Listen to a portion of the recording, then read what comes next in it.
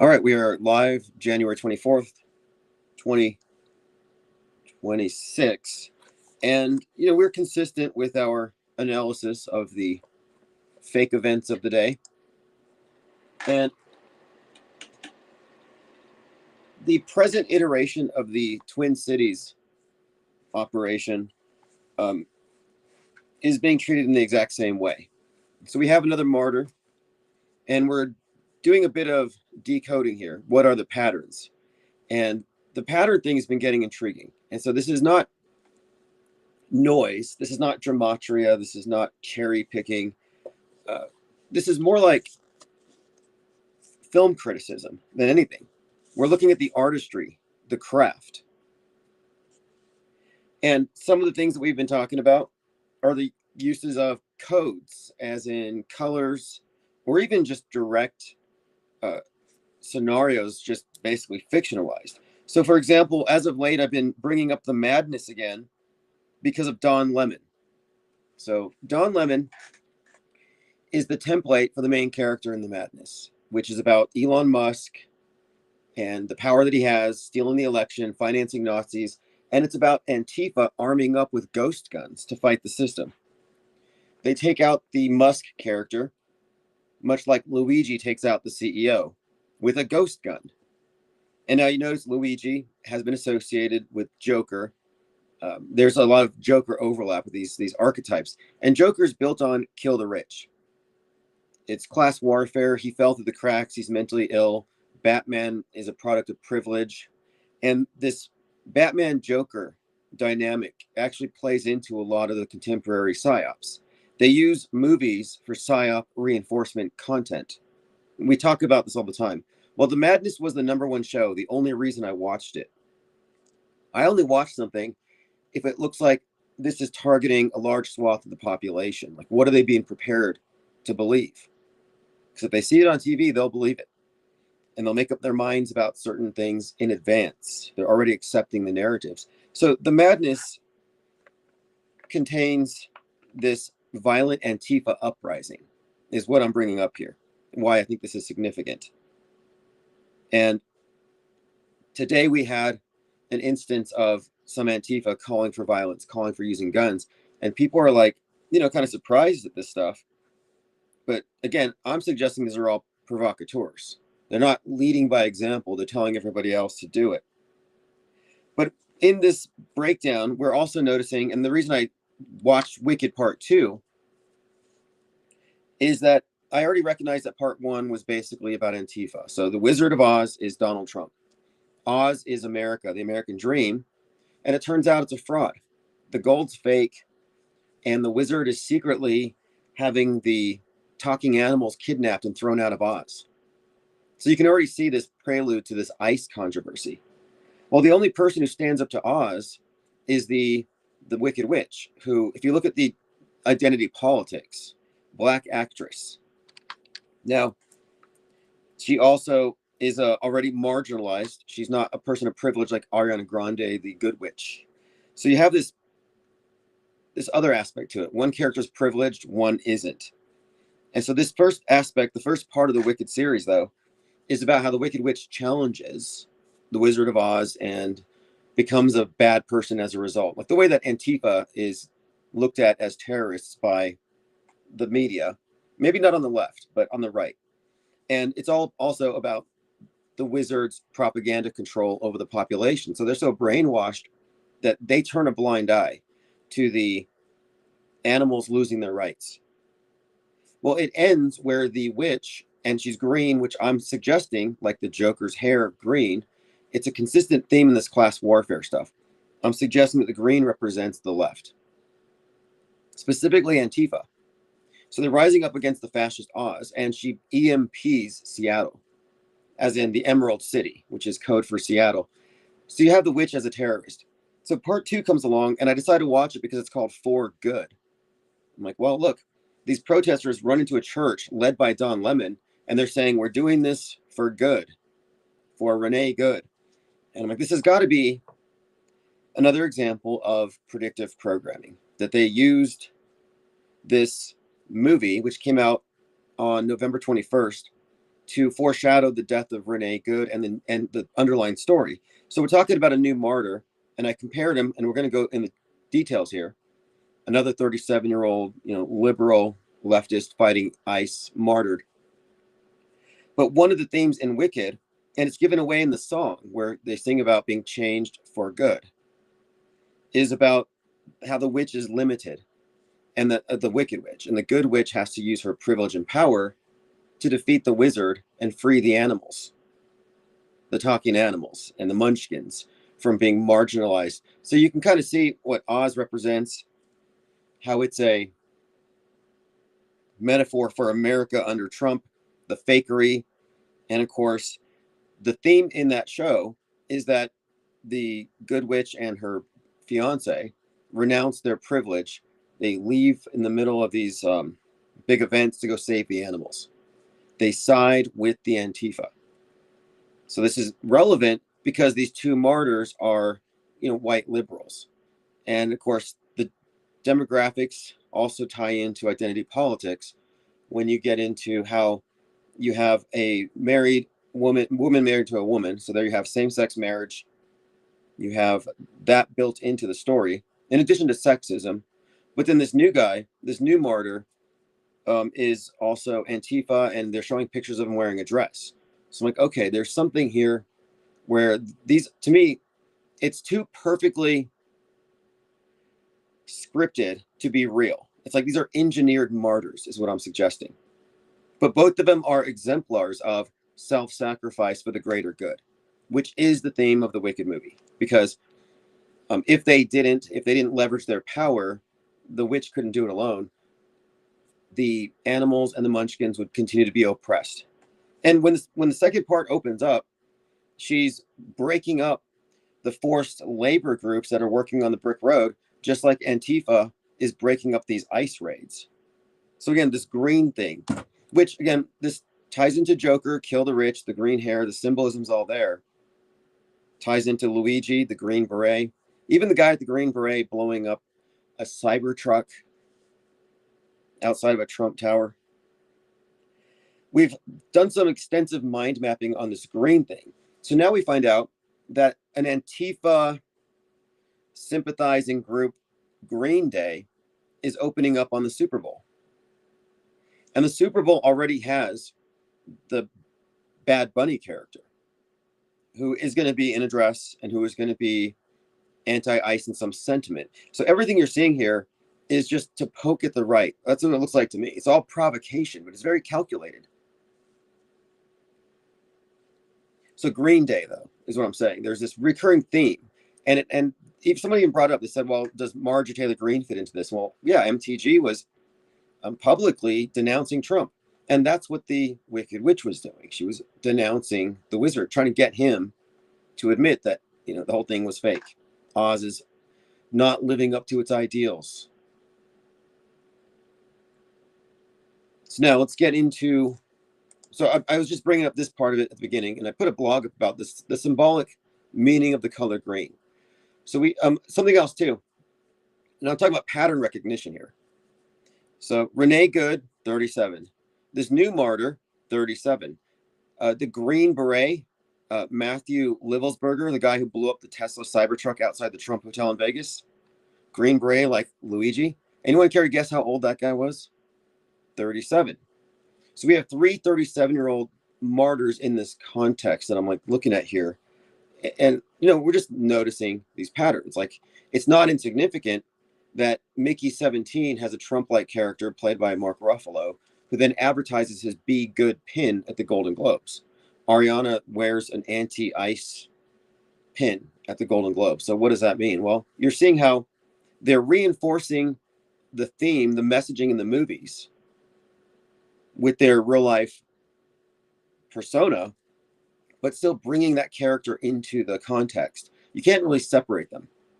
So these are propaganda pawns, and we see this all the time. And I don't think it's a coincidence that the people who play demonized versions of Trump, where he's really bad, like in Mickey 17, or even the Homelander, or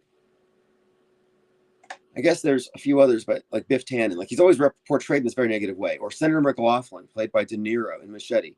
You have these Trump proxies in entertainment, and the actors that play them in real life are just super Trump deranged.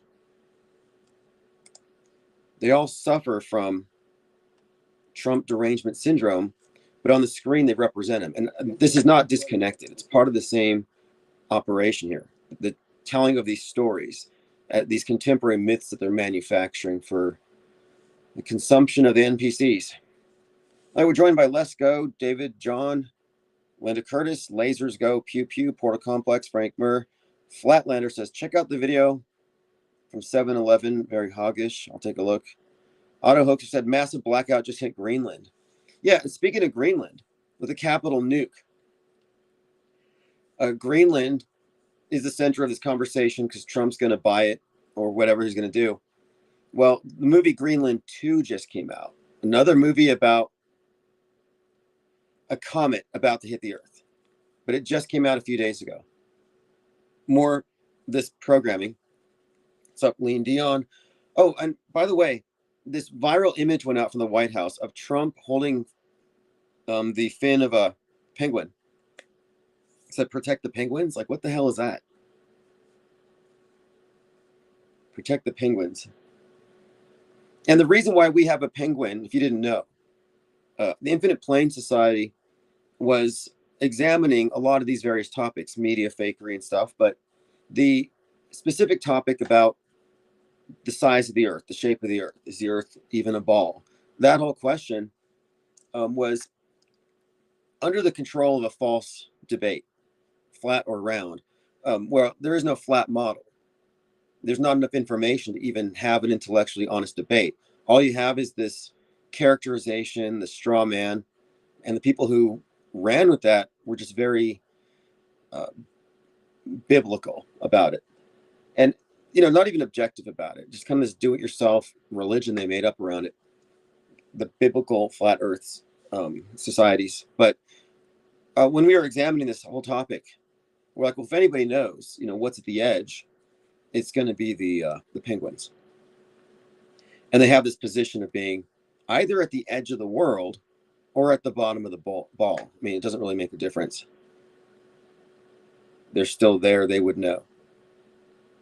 But then the more you look at emperor penguins, the more you can see them as a fitting representation of the Infinite Plane Society think tank. Because they exist in a very barren climate. We're fringed. And they do a couple of things. They're the deepest diving birds. And, deep diving is, we're talking about going into the sea of irrelevance, going deep into the connections, into the dark. And then, of course, when they conspire, because, they breathe together, they conspire, conspiracy theory or discussions. What are we really doing here? We're just basically sitting around a campfire talking. We're just sharing information. We're not exactly activists. We're not Antifa.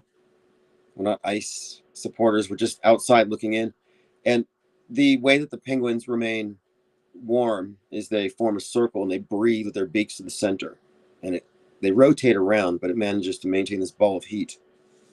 And you can look at, heat and light as symbolic of knowledge, information, whereas the cold and the dark, ignorance and secrecy. So ice, secrecy, ice, off limits, darkness, ignorance. And the ignorance of the world, the areas that we're purposefully ignorant about, it's all strategic.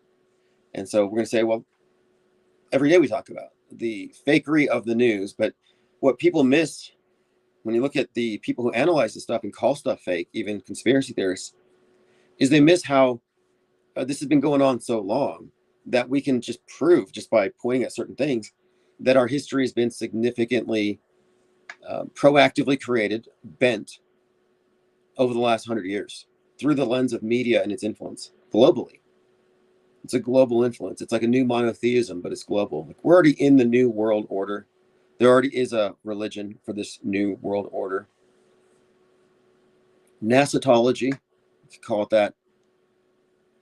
But it's a new iteration of something that came before. It's just a major consolidation Pluribus.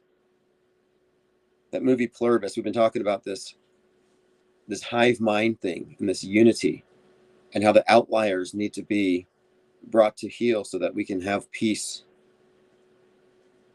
This collective, okay, now we're talking about patterns like the green and the symbolism with green and how it's used in all these contexts. We've also noted a significant amount of symbolism built around hives, hive minds. And then something that I think is even more pertinent here and strange, as you'll see, is we started noticing the name Nick. Nicholas, like Nicholas Maduris, Nick Reiner, Renee Nicole. We were picking up on this recurring theme. And then, of course, with Maduro, they made a big deal about his Nikes. Well, this all has something in common. The Frankenstein movie, of course, we brought into this conversation because the son of Rob Reiner, Nick Reiner, has been consistently tied into this theme. There's that whole psyop has been tied into this theme of Frankenstein's monster and the relationship between the creator and the monster and this father-son dynamic.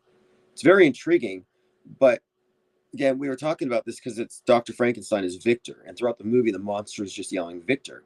So Nick's predictive programming counterpart.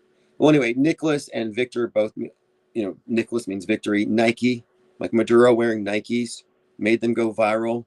A bunch of people were buying these because of this advertising. Nike, goddess of victory. Victor. So what are we talking about here? Well, we're talking about concerted messaging. I mean, predictive programming is really easy to understand it once you can recognize it. It's pretty obvious. But what you also have are these consistent messages that are dispersed across many different platforms. So just today, we were looking at the site of this new martyr, and I have the receipts on all of this in Discord. And it's like Nicolette and Franklin is where the Antifa are meeting. He's killed on Nicolette in 26. So you see the name Nick on the screen when he's killed. And then you have a group gathering around some grocery store called Green, as you'll see. And then, of course, he's 37. There's patterns here. There's a template here. So we're looking at what's the underlying messaging. There's more to add in all of these things. I put a blog up at timosman.substack, like some quotes. So at the beginning of the movie, the word good was consistently focused on, almost annoyingly so, in the wicked for good. Almost like they wanted the mean good to stand out. And that's why it's highly significant that the Green Hulk, Mark Ruffalo, is out there with the Be Good pin, essentially putting aside his selfish interest in promoting his own work to save the animals from the Wizard of Oz, the talking animals, to save the Munchkins. You see the pattern here. So this word good was so emphasized in the movie that I couldn't help but think this is just really heavy-handed. But what they're doing is they're building the association between the theme of fighting Trump, that is fighting the wizard, and rescuing the oppressed. And this is all coming from, of course, the Antifa left, the Wicked Witch. And the Good Witch says that she wants to trademark the word good. In other words, commodify it, make it into something profitable, own it. This, this capitalist concept. So for her, it was just this really flippant, superficial thing. But the Wicked Witch said, we can't let good just be a word. It has to change things. It has to mean something. So that's a direct quote. They're talking about good. There's some other elements I think that are worth looking at, but I mentioned the song is called For Good. And in it, one character, the witch, says, I'm limited. And Glinda is like unlimited because she's rich and privileged and positioned in such a way that she can change things. And so Alphabet says, try to change things, be good. And of course, we talked about this last week, but we're looking at the pattern here with this new martyr who seems to also fit the same template.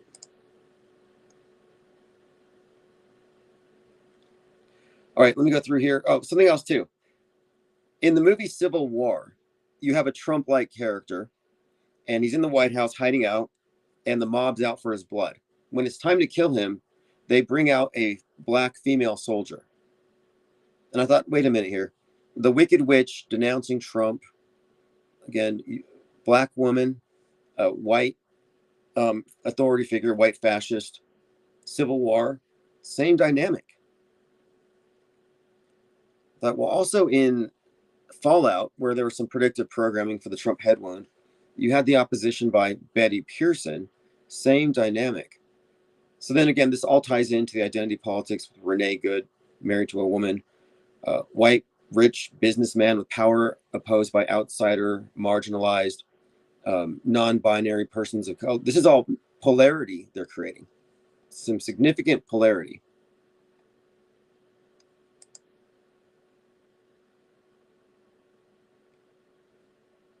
All right, continuing. I'm going to go through my Discord feed just to make sure I haven't missed anything. If you want to get into the Discord, go to ips.monster. At ips.monster, you will find the latest replays and the relevant links. Yeah, embrace the penguin. The White House posted that. No deeper explanation.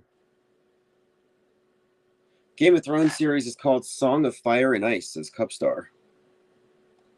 Yeah, the ice symbolism and the EMP stuff is also worth analyzing.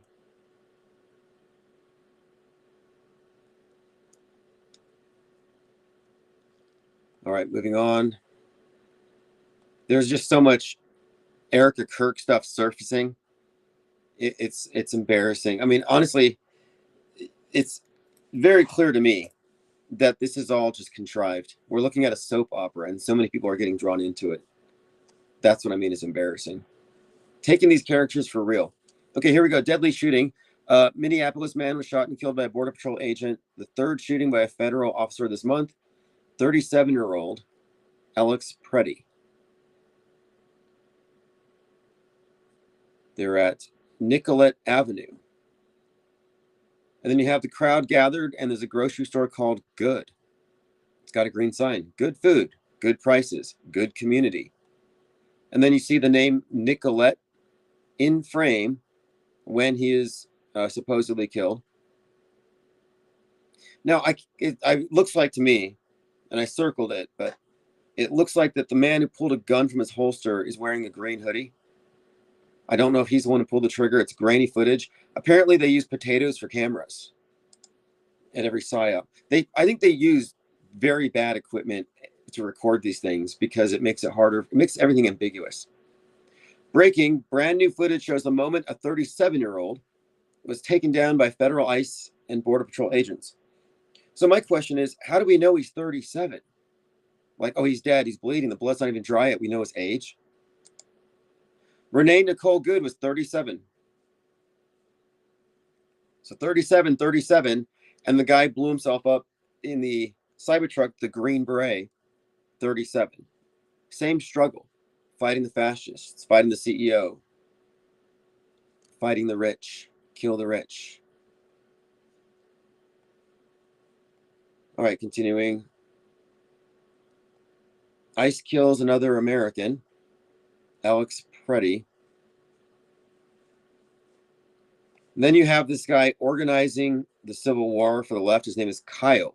So they have their own Kyle, not a Rittenhouse. This is a Kyle Wagner. And Kyle Wagner is screaming at the camera. I mean, I really hate listening to these people yell. Like, I'm very reasonable. You don't need to yell. But anyway, he's like, come to Nicollet and Franklin. Get Nick. All right, let's see what else. The news is fake 4. Good link. I'll look at that later. It's a good channel. There's a lot of channels doing some great news breakdown. But again, it's not enough to notice a fake tree. If you're not pointing out that the whole forest is fake, you're wasting your time. You have to have the wide view. So the guy, Kyle, says, Psyopsicle says, We're going to have a Kyle Rittenhouse, but on the Democrat side here soon. Tough guy spouting off his pie hole. So what he said was, quote, "It's time to suit up, boots on the ground. I'm not talking about peaceful protests anymore. We're not talking about having polite conversations. Get your effing guns and stop these effing people." And he's got a cigarette in his mouth, unlit. This is just cosplay. To me, that's cosplay. If you have a cigarette dangling out of your mouth, you're role playing. You're doing. I mean, I don't think that's something you do other than you're posturing, especially if you're doing it on camera. And then he's got this tattoo on his face. He's got the neck tats. Like that guy, what's his name? Is it the guy who was from January 6th? The guy who cried. Oh yeah, Fan One. He was in the news recently. All right, going through your feeds. Okay, right angle. Now I don't care. I'm objective here, so I'm just pointing out the patterns. So what I'm saying here is that because you can't really tell anything from someone necessarily just based on pictures. So I'm not inferring anything, but I'm pointing out the reason why this Antifa general Kyle Wagner is being pointed out as being as wearing dresses and women's clothing is that they're tapping into that group identity politics. So this is like definitively a leftist hero, a leftist martyr. This is an exemplar of the privileged class being good by renouncing their privilege and fighting to save the munchkins and the talking animals. This is the opposition to the wizard with the fake capitalist system because the gold is fake. He bounces a gold brick on his head and it's just foam. Lean Dion says, Kyle said he had to do multiple takes because he was so angry, as in a few rehearsals. That's funny. Yeah, it's funny. Yeah, I wonder about this. There's so many videos where people emote, they cry, on cam. Bird hands are pretty big. Although I think pointing out bird hands kind of made them go away. If you don't know what bird hands are, there's just this way of speaking with their hands that you see certain people use in these YouTube videos. And they make their hands like they're like turkey heads and they start pecking as they talk. And it just kind of emphasizes what they're saying is meant to really, heckle you. Okay. Van Anonymous says the two 37-year-olds die 17 days apart. So let me bring up this one more time with the madness. So in the madness, they have the quote that I thought was funny. It's Antifa on meth with guns. So the secret Antifa hideout is where they're making their ghost guns. And again, Luigi Mangione used a ghost gun when he murdered the CEO. And you can't give either side the moral high ground. Like if you're on the left, you can't claim to have the moral high ground if you're cheering the assassination of a CEO, or if you're pro-assassination. And apparently a lot of people are pro-assassination these days.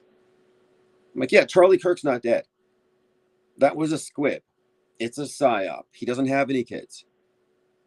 That aside, the people who think it's real have really just dropped their masks. Like if you have any psychos in your vicinity, you know who they are now. It's revealing.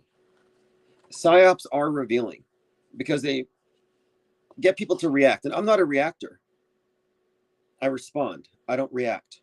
Nobody's pulling my strings. Nobody's pushing my buttons. Nobody's telling me what to think or when to think. I don't have to react whenever something happens. Get mad when somebody's yelling at his phone, like, get up, get your boots on the ground. I'm like, no. That's not how this works. I'm not a puppet. But most people respond like puppets and they show their hands. Oh, this person's a psychopath who think it's perfectly fine to murder a CEO and then form a fan club around the murderer. like that, and they're not even consistent in their logic. They're not even principled. I didn't hear any liberal say, wait a minute, was that guy they killed a CEO? Let's make sure that the Alex Preddy character here, let's make sure he wasn't a CEO, because maybe the murder was justified. Like, nobody stops to say that. But anyway, the show The Madness, which is where this all comes from. So the madness refers to extremism online that brings about fascism in America because some tech billionaire, Musk, has flooded the zone with woke right mind viruses, influenced the election, financed Nazis. So Antifa gets guns, they arm up, and they take him out with a ghost gun. Again, Luigi Mangione used a ghost gun.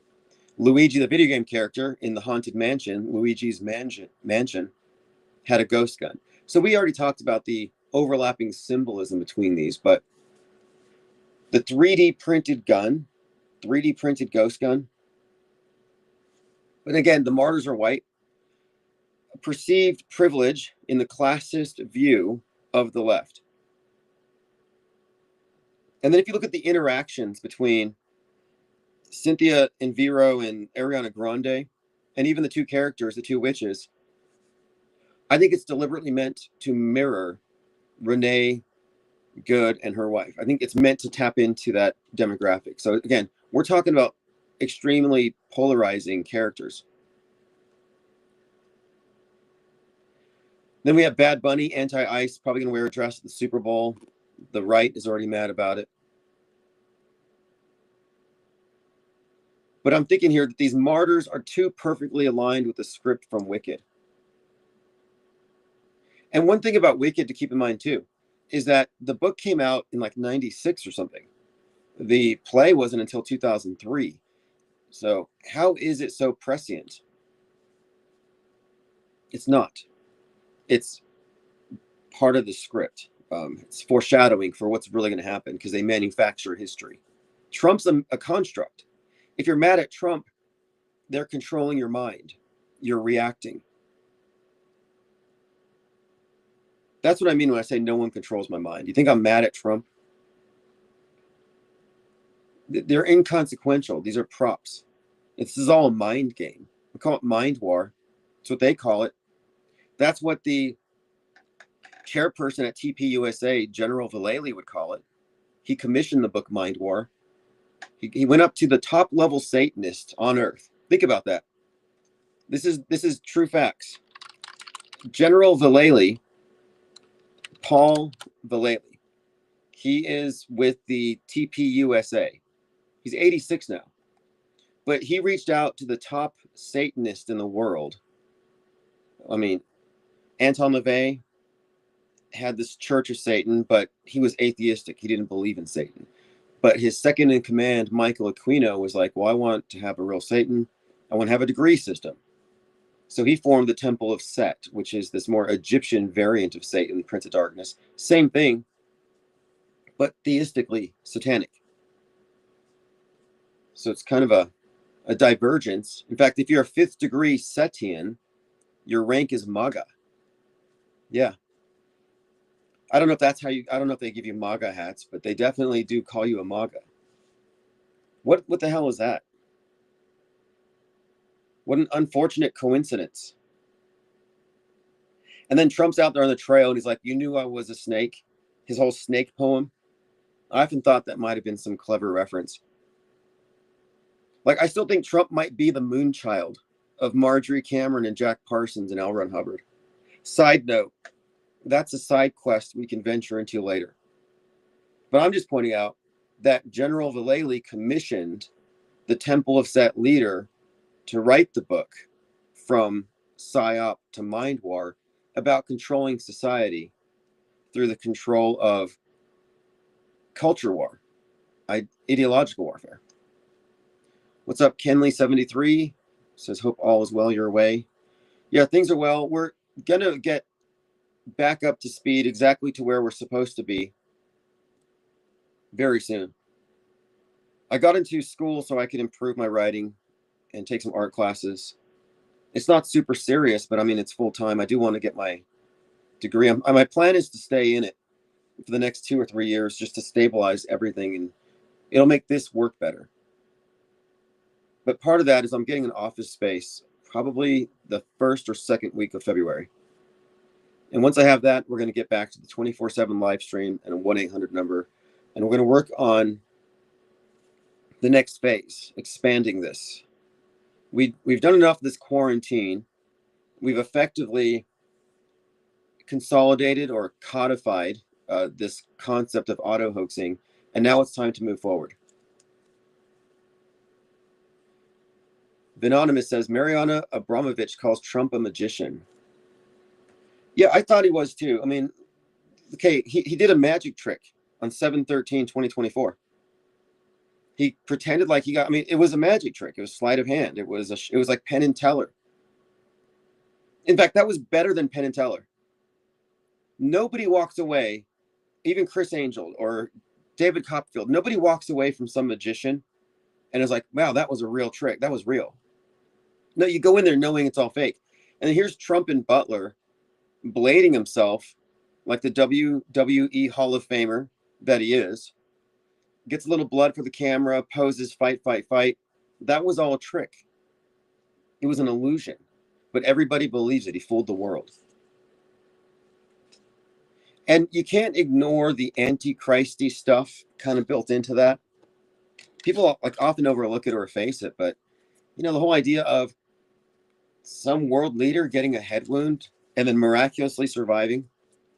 Like, I don't know, that's kind of like Trump. You know, the Q people used to always unironically say it's going to be biblical. Like, what do they mean? Well, it kind of was biblical. They did a lot of Christification of Trump. That's another element to it. We talk about the predictive programming, the concurrent programming, the way that they set the stage for the emergence of these world stage characters. But we should also get into how they use media to conflate Trump with Jesus, with Moses, with David, and with MLK, for example. So again, these martyrs, they're sacrificing privilege to fight for the victims of Trump and ICE.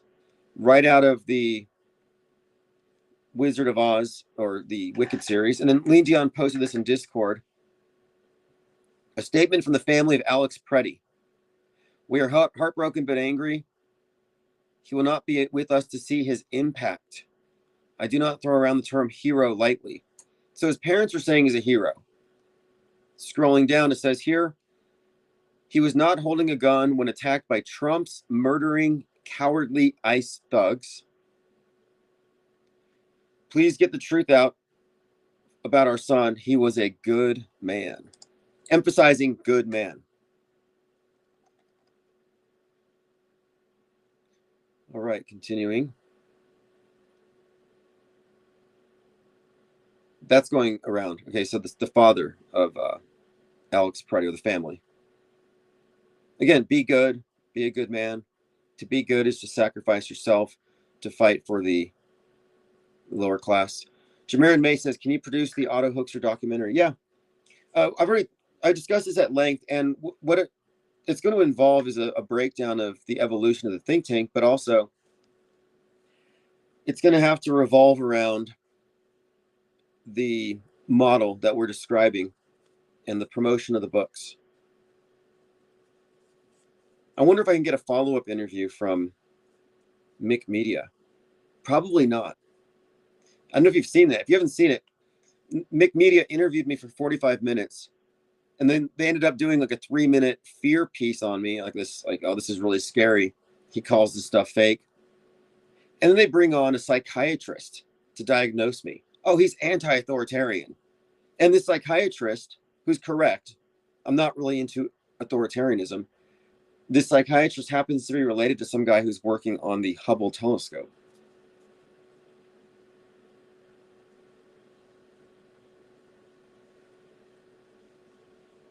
Diana Southheart says, Mel Gibson production, 7/13 Crucifixion of Jesus movie. Ooh, good one. Yes, okay. We could really delve into that. Mel Gibson, the Braveheart. So the Braveheart stuff is out of control. I'm pretty sure Mel Gibson directed Butler, the fake assassination. And I would also suggest that he directed January 6th. Mel Gibson is a meta-scripter. And then Jim Caviezel is connected to all of this. Again, JC, 33 when he played Jesus, still 33 when he started working on The Count of Monte Carlo. There's some fascinating characters involved in all this, but the Mel Gibson element is big. There was something else about that.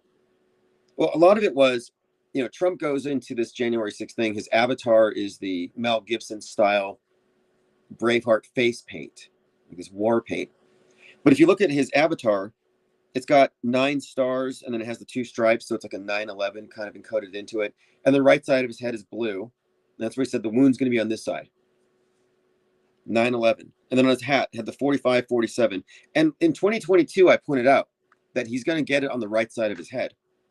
And I said this based on the symbolism of the Robert Crimo shooter, who was obsessed with Oswald, went to Trump rallies, and had a 47 tattooed on his right temple. And then Trump comes out with this new hat that says 4547, which is again code for 9/11.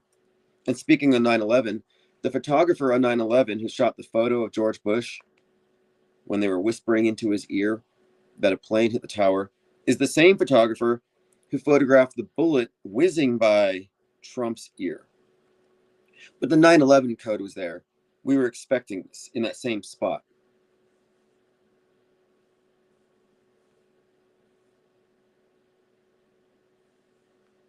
All right, let's get some comments from you.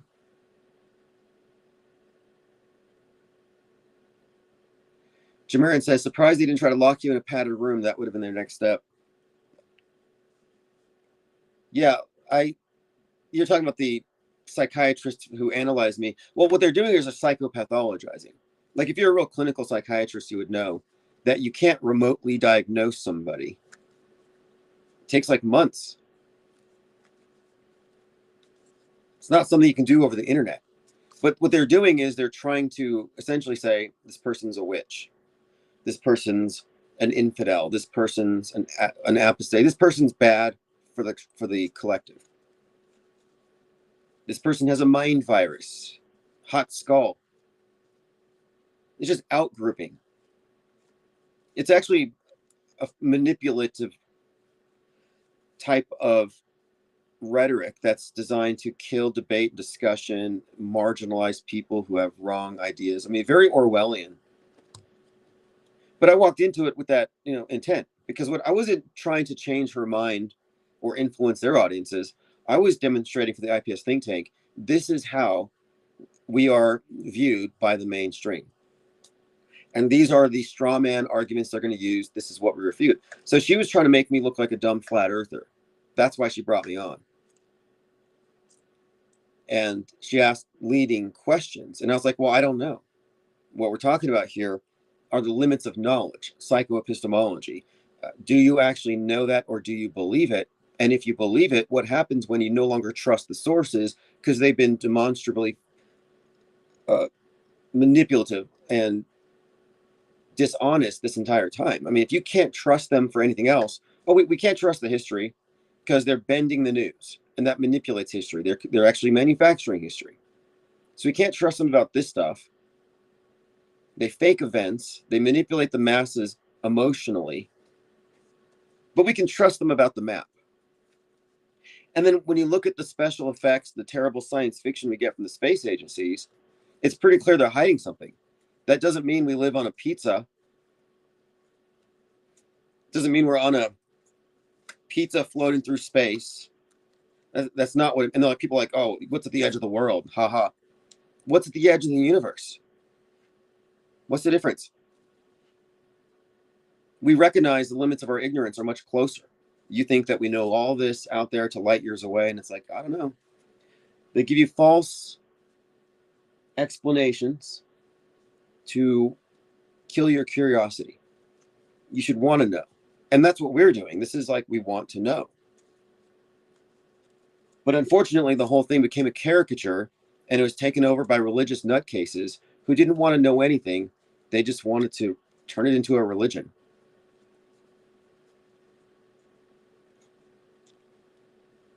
But that was my point.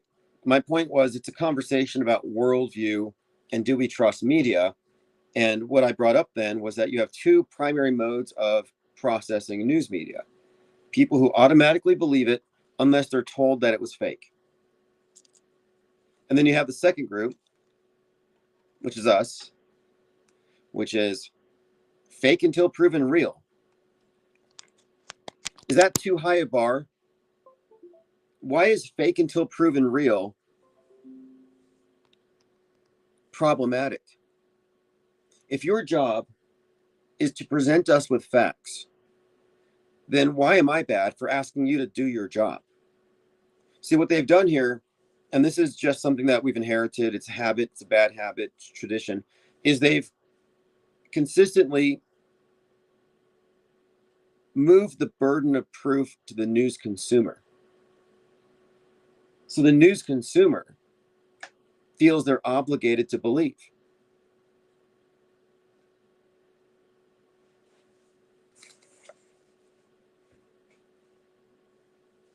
And it's like, that's not my job.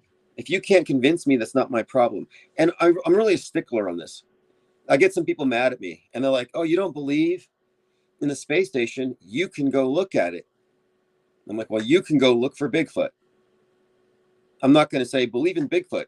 You can go look. That's not fair. That's not how the burden of proof works. It's not appropriate. And so if somebody tells you, oh, you can know this to be true as well, you just need to do your own research. It's like, well, show me your evidence.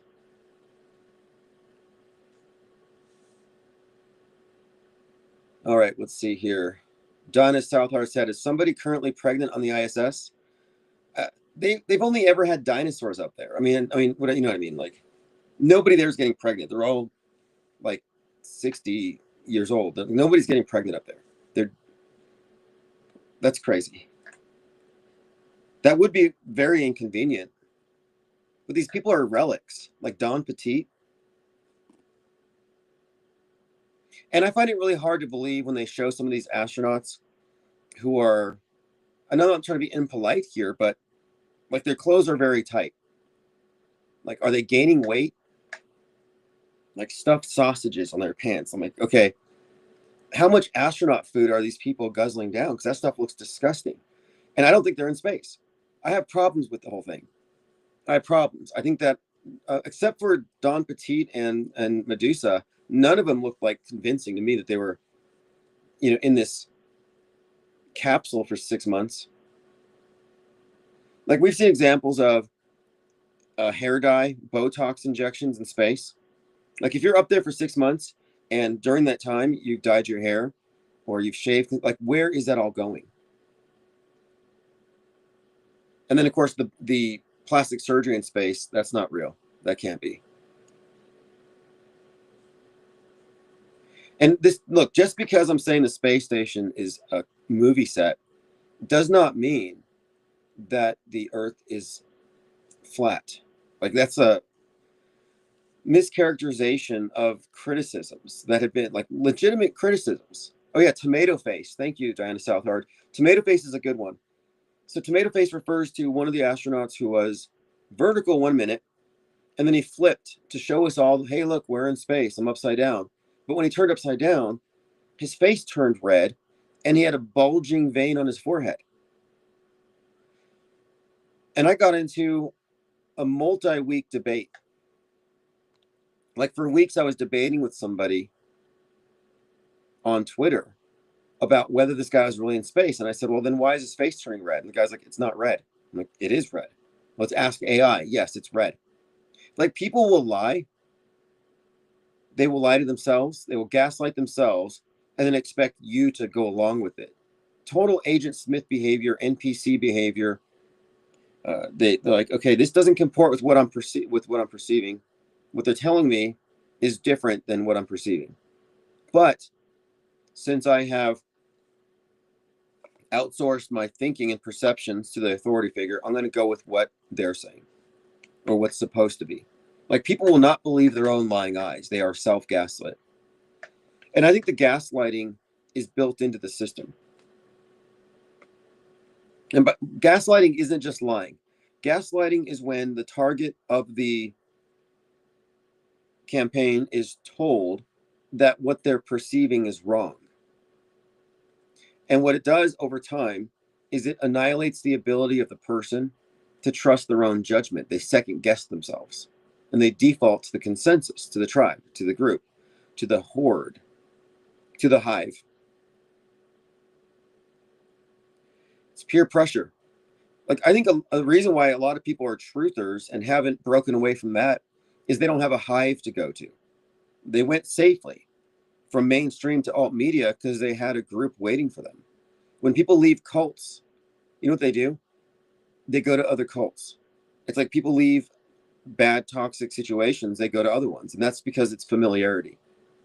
So you've been gaslit, lied to, manipulated by mainstream. And instead of going independent and thinking for yourself and analyzing the thing objectively, what happens? For the most part, people get caught up in alternative media. That is a distinction without a difference. It's an alternative set of liars. They're all operating in the same world of lies. And this is the main thing that Mick Media didn't get, is what I'm describing here is that the worldview we have is a world of lies, and we can prove it. So it makes sense to be agnostic about things that you can't reality test. It means that you can't walk around smugly thinking you have all the answers. I mean, you can, you're rewarded for it, but I'm saying there's a difference between a believer and a seeker, or a believer and a knower, a follower and a seeker. The followers arrive at beliefs that are reinforced by everyone else, even if reality doesn't support them. And then seekers bypass belief, remain non-believers until they can arrive at knowledge. And sometimes what we end up knowing is that all we know is what they believe is false. We don't have the full story. Like, we know that Charlie Kirk is not dead. Do I know where he is? No. But the information that we have, which goes beyond what the mainstream news consumers get, reveals that this entire thing is dubious, phony. And if you don't think it's fake, if you think Charlie Kirk is dead, then you failed the litmus test for the off-world stage perspective. It means that you are a believer, which is good. ChatGPT agrees with you. Wikipedia agrees with you. The Hive agrees with you. You're safe. And I think that's what it comes down to, though. The psychology of the group mind is safety, perceived safety in numbers. So that's a factor in what we're doing here. And I understand it, and we're accounting for it. The idea of aggregating anybody who's even reached about 80% deprogrammed. I mean, if you're deprogrammed enough to see through the fake assassination and the soap opera that followed, you can probably reach the off-world stage perspective without much difficulty. And I think once we've got our numbers back up, we'll see the numbers increase exponentially as people see that, hey, this is a safe space. For those of you who are concerned about being outgrouped, this is actually a pretty sizable group of people. And we're not brainwashed, reactionary, triggered MK Ultra NPCs. No one's pulling our strings. But if you look at the way that people are responding on Twitter with every major event, we certainly do not have any representation there. There are no big platforms with the objectivist off-world stage view on any of these things. They're operating on the premise that, oh, ICE did it again. ICE killed somebody. Well, how do we know? The footage to me is obviously something that's fakeable. So that's my starting point. Fake until proven real. So how do you prove it's real? And then what weighs against that? Well, so far, what weighs against it is the pattern. This Antifa general, Kyle Wagner. There's a, no, that's not him. The one who died is Alex Petty. But there's a pattern here. And that's kind of what we're analyzing, or just like, what are these psyops doing? How are they reaching into these demographics with these various characters? And they're constantly just tapping into the left-right political horseshoe divide. These are almost caricatures.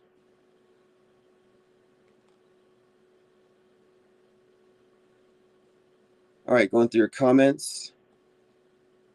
Laser says definitely squibbed. Jameer and May says, do you think this firmament they speak of is made of sky ice? I don't have any reason to believe that there's a quote firmament. That's some Bible thing, and I'm not a Bible believer.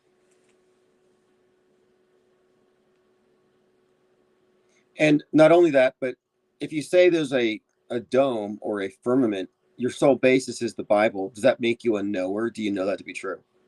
No. If you've adopted a model without having tested it, you're in the same camp as the people who believe in the globe, as in you've accepted the model that you can't personally test.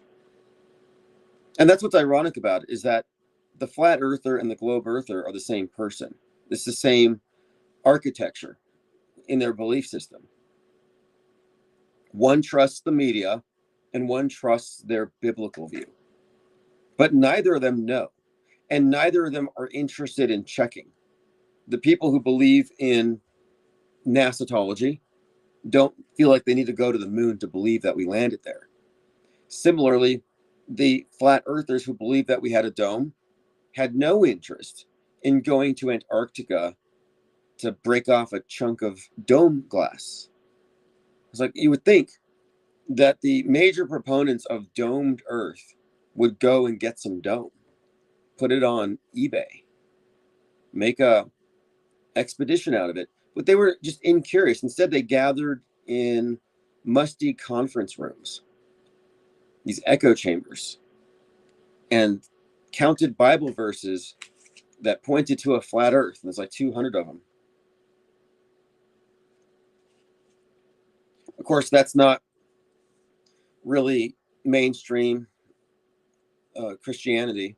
And the guy who sent a group of flat earthers to the South Pole, William Duffy, did so because he believed that the flat Earth was falsely representing the Bible. He's a pastor or something.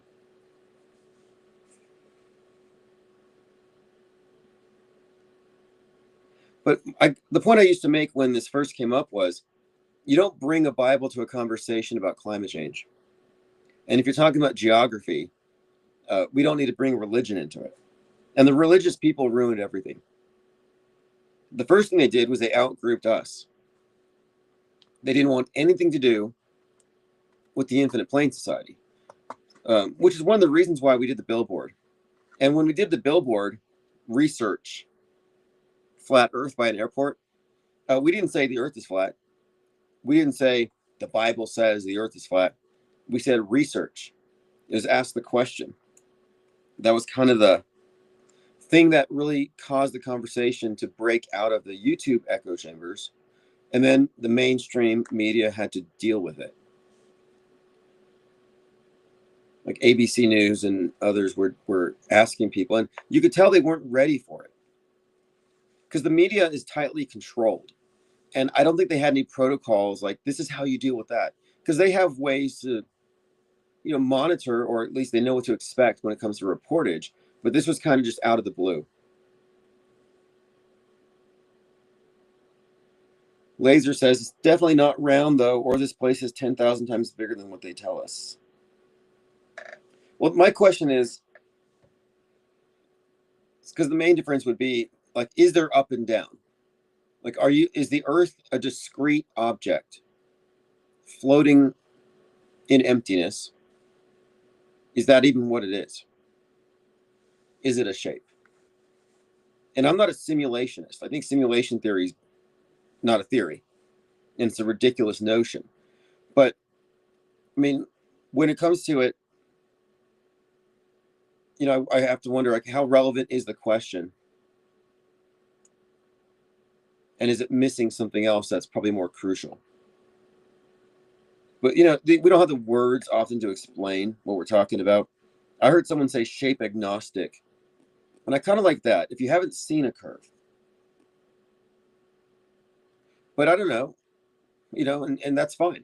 Like, I don't know is a valid position in certain instances. And I think that there's some valid agnosticism here. The burden of proof is not on me to go to the moon. It's for you to create a more convincing moon hoax video. Dirk Zink says all mainstream media is scripted and fake. Well, to clarify on that, because you can't use the word all if you want to retain the intellectual high ground. You can't be generalizing. It's too easy because, like you said, all mainstream is scripted and fake. That's kind of a loaded premise. What about alternative media? All mainstream media is scripted and fake. Alternative media is not scripted and it's real. I don't think so. Alex Jones is scripted and fake. He was one of the faces of January 6th. Alt media is still establishment. It pretends to be anti-establishment, but it's alt establishment. So you can't really say mainstream media is scripted and fake. It's a duopoly. And the mainstream and the alt are triangulated against each other.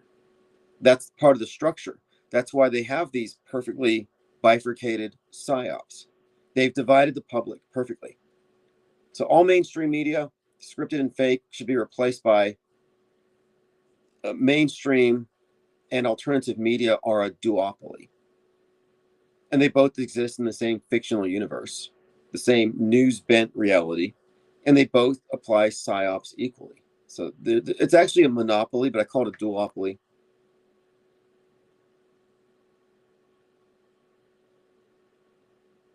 Otto Hoaxer says, is there a cat meowing in your vicinity? You know, there are cats, like these alley cats around here. And I was out sitting in my truck, and I thought I saw a cat, and it was a big skunk. I was going to take a picture of it, but it saw me, and it ran. But biggest skunk I've ever seen. I don't know where they go. And then a little while ago, I thought I heard some scratching. But anyway, I'm in the middle of nowhere. And there are cats. Venonymous says, of course, Alex Pretty was wearing green when he was shot. Well, AP. P is what, 16116? There may be some code. Sometimes the initials, like Charlie Kirk, you got the 311. We're looking for patterns or noticing anything standing out. The green is obviously a big one. Dirk Zink says, I agree. The alt media can also be scripted. Well, here's the thing. Both mainstream and alternative both exist on the world stage. So what is your perspective? Is your perspective world stage? It's very easy to answer. Because if it's mainstream, it's world stage. If it's alternative, it's a subset of the mainstream. So the answer is yes. The only way you can claim the off-world stage perspective is if you have delineated between the two timelines, the real world as experienced and the fake stuff. So we don't say all the news is fake. What we'll say is a percentage of the reportage is centered around fake staged events, sure, like maybe 2%. The rest of the reportage, like the sky is blue, it's going to rain today, the mundane news, a lot of that is technically real. But the other point to make here is that it exists in a world where all the previous news was real. So they're not even objective, even if they're telling the truth. They're reporting on the news or the weather in the Truman Show. You know, it's still, they're operating within the construct. So it may not be that they're specifically a fake story, but their fake story has been put into a fictional universe. I mean, their real story has been put into a fictional universe. So it renders it essentially fake. And then what's more is that the fake events are the ones that are highlighted, and everything bounces off of those. So what then you have is an echo chamber where it's assumed to be real. Everyone operates as though it's real, and it's reinforced by everyone else. So that's how I explain it, because there were some people who would say, oh, you guys just call everything fake. Like, no, that's not even close. What we're doing is rather nuanced. We have hallmarks of fakery, hoax indicators. We suspend judgment because we're skeptics. If you haven't analyzed a thing and you just hand wave it away, oh, it's fake, that's not skepticism. That's incredulity. Incredulity is the same sin as credulity. Automatically believing or automatically disbelieving. It's the same error. There has to be a suspension of judgment until more facts can be assessed. So that when you do arrive at a conclusion, like, I don't believe this, well, now you're an informed disbeliever as opposed to a low information disbeliever or believer. There's a lot of fake skepticism out there. It's not valid skepticism if they don't have the most information about that which they don't believe.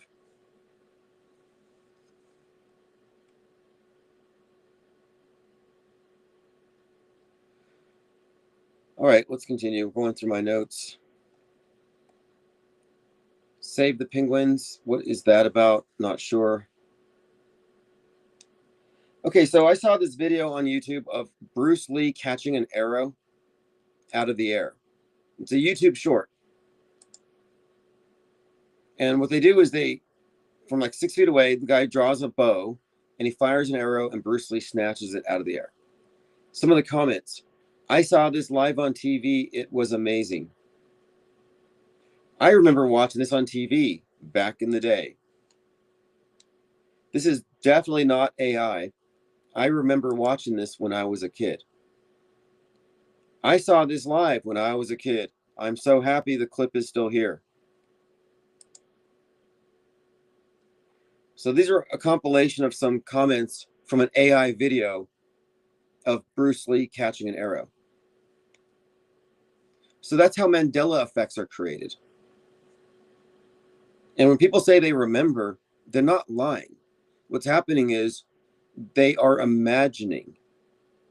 So they see the thing on TV, they're recalling when they watch Bruce Lee on TV, and there's a merging that happens, a conflating of the recent data and the recalled memory. This is called the misinformation effect. So this misinformation effect is what causes somebody to mistake something they were prompted to imagine with an actual memory. And they're stored in the same place. Same filing cabinet in the back of your brain somewhere. So these people aren't liars, they're confabulators, and they're being fooled. But the misinformation effect, which is a very well understood and widely studied phenomenon, is exactly how the Mandela effect happens. The Mandela effect is actually the misinformation effect. It's a vast mind control experiment. It has to be. Weaponized misinformation effect. And I'm trying to understand what the reason would be.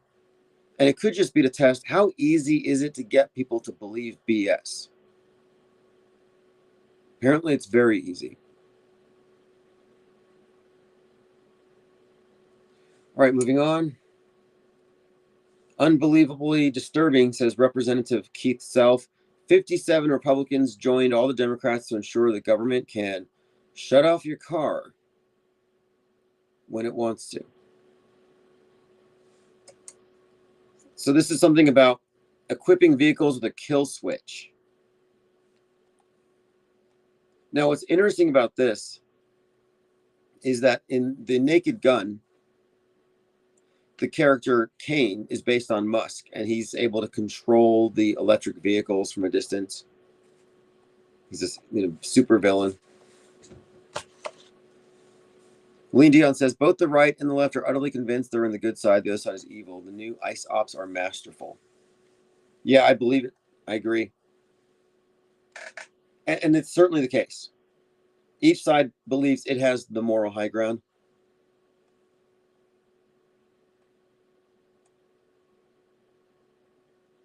I think we're also looking at a lot of agent provocateurs. Like, again, I'm just saying, like, this Antifa guy rising up, this new martyr, it's 100% designed to trigger the right. And then this whole Super Bowl thing seems to be, and that's only 2 weeks away, a little more than 2 weeks away. It seems to be tied into this. And consider how long ago they decided to put Bad Bunny as the halftime show. And since then, what has happened? Just like this Wicked Part 2 came out in November, months before. So I'm suggesting here, this is just more hoax indicators. These are hoax indicators when the perfectly timed contrived outrages go along with the psyops of the day.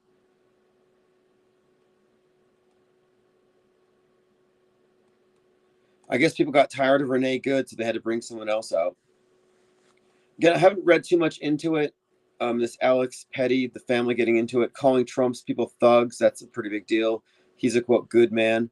Alex Petty.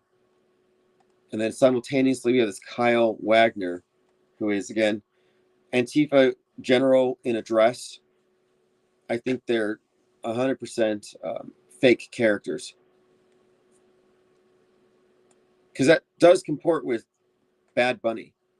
And I still haven't determined the significance of Bad Bunny overall, other than he doesn't speak English and he's anti-ICE. And then again, Green Day, anti-ICE.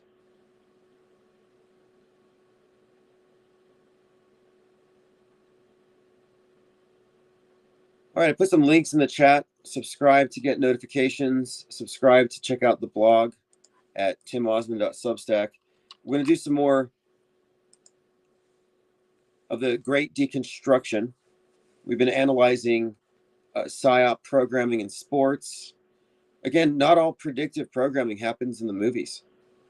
Now, we were talking about the recent Stephen A. Smith calling Christian Kirk Charlie Kirk. And it shouldn't have been a controversy, but it sort of went viral. Well, then that night, Houston Texans releases a photo of Christian Kirk, very ominous looking photo, where he's clutching at his neck exactly where Charlie was shot. And of course, the score 36, like a 30-06, 144 yards. Is that how far the shooter was? But this is an example, much like Alejandro Kirk, who was also consistently depicted in articles where the headlines just weirdly seem to also apply to Charlie Kirk. Blue Jays, Alejandro Kirk, a hard-hitting pain in the neck. With the photo where the drink's being sprayed, it looks like it's gushing out of his neck.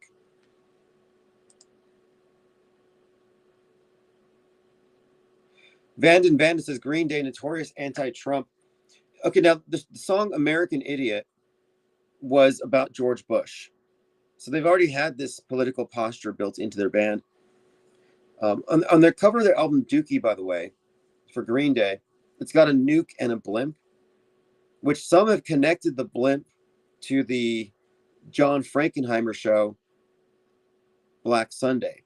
And Black Sunday is about a terror attack at a stadium, which ties into the Batman Bane character, but it also ties in, I think, to perhaps right now, the Super Bowl. And oh yeah, so the blimp, by the way, on the Green Day album says bad year, which draws attention to the word good. And this may not be a big deal, but when Floyd was being killed, George Floyd, and this has all been connected with Renee Good, we just noted the Goodyear logo on the tire. Like, when you're analyzing a film, like a Kubrick film, you don't assume anything is accidental. Everything is a prop. Everything is a message. And with these psyops, it's the same thing. So the reason why I don't think that this Alex Preddy is dead is the word Nicole right above where he was killed. The good man, the good grocery store in green, the 37. The 37 thing is also really standing out to me. Not to mention just how fakeable it all is, how ambiguous it is. And this Antifa guy at Nicollet and Franklin rallying people up. This Antifa with guns was brought up in the madness. And I brought up the madness just a week ago, less than a week ago, because of Don Lemon getting into trouble with this rabble rousing. And of course, Don Lemon is encoded into the madness. He is the disgraced TV pundit who is now on the streets fighting for the people against the system and the fascists in control. All right, what's up, Paradoxymoronics? 5-star, thanks for joining. Yeah, we've been here for just about an hour and 15 minutes. And I've been scrolling through my Discord. If you haven't been to Discord, we do have a section called The Great Deconstruction. And what we're doing is We're consolidating all of our information and research on a number of individuals, the movies that they're in. So that there's some threads here that you can go build on right now. 9/11, predictive programming, concurrent programming. And the reason why we're doing this is even in 2026, there are people who dismiss predictive programming. They don't believe it's real. And it's just a matter of consolidating it and demonstrating its utility. See, what we're looking at here is systemic fakery, the entrainment of psyops and news and movies. How these things are all synchronized consistently. And not just movies, like I said, it's everything in the media ecosystem. But it's not even something you can intelligently deny. So now it's better to talk about what's the utility. Well, you could say product placement, advertising. You advertise people to people whenever you're trying to sell them a product. You don't necessarily focus on the specific details of the product, but the lifestyle around it. Like, is Starbucks really about their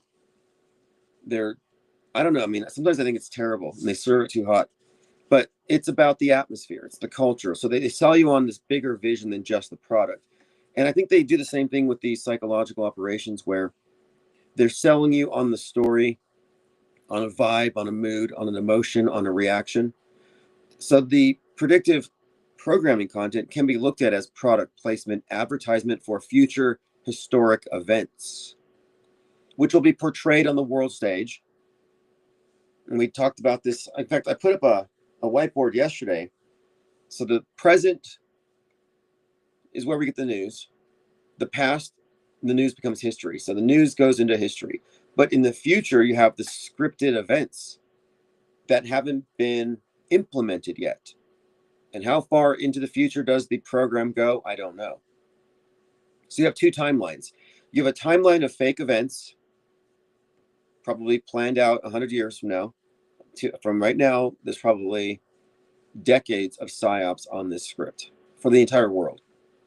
And then you have the real timeline, the organic one that we're going to live through. But they fuse together in the now. These two timelines, so you have this hyper reality, this merging of real and fake. We experience this merging real time whenever these events occur.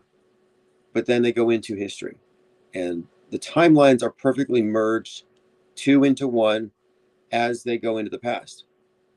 And I think this is the symbolism of 9/11. It's the symbolism of 2001 Space Odyssey. It represents the merging of real and fake, the solar and lunar, the eclipse symbol there. It ties into the dream world fantasy and the real world objectivity, and the merging of the two coincides with the monolith. Well, what does the monolith symbolize? I think the monolith would symbolize the movie screen, the TV screen, the iPhone, the monolithic world view that you get when everyone in the world is programmed. Because that's what the second timeline is doing. The program consists of scripted, fake, historic events that are going to be portrayed in front of our eyes. Well, that's the programming. And to the extent that you're confused, as in to the extent that you've accepted the merging of the two, that you're part of this hyper reality, you are programmed. We call this the IPS DEPROGRAM because we delineate between the two timelines and refuse to believe the fake stuff. Non-believers. We are non-believers. And what that means is that we have a different perspective, because whenever something happens real time, we don't look at this event in isolation. We recognize that this event is directly connected in the same fictional universe. And, it's part of a chain of events. When I first started looking at the fake stuff, I focused on the school shootings. And I noticed, okay, it looks like the left, the Democrats are faking the news. And I heard buzzwords and phrases like Democrat media complex. And I was like, wow, the Democrats, they are faking stuff to sway opinions so they can take guns and change the balance of power. And that's kind of the right-wing view, that the left is causing these things to happen. The left is doing psyops. But then I remember when Armalite paid out 73 million to the Sandy crowd, I was thinking, wait a minute, this thing is eminently debunkable, totally fake, it's staged. However, millions of dollars are being transferred.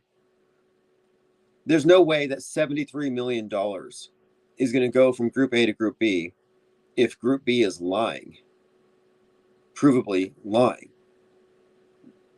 So that's like, okay, well, they're obviously complicit.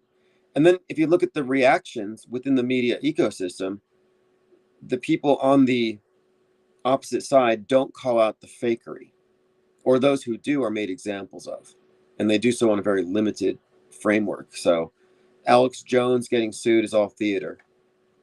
Because he's like, yeah, this event was fake, but he ignores the 99 others that have occurred since that were equally fake. This is why I describe them as leading you around in the forest of fakery, but only focusing on occasional fake trees instead of letting you notice the entire forest is fake.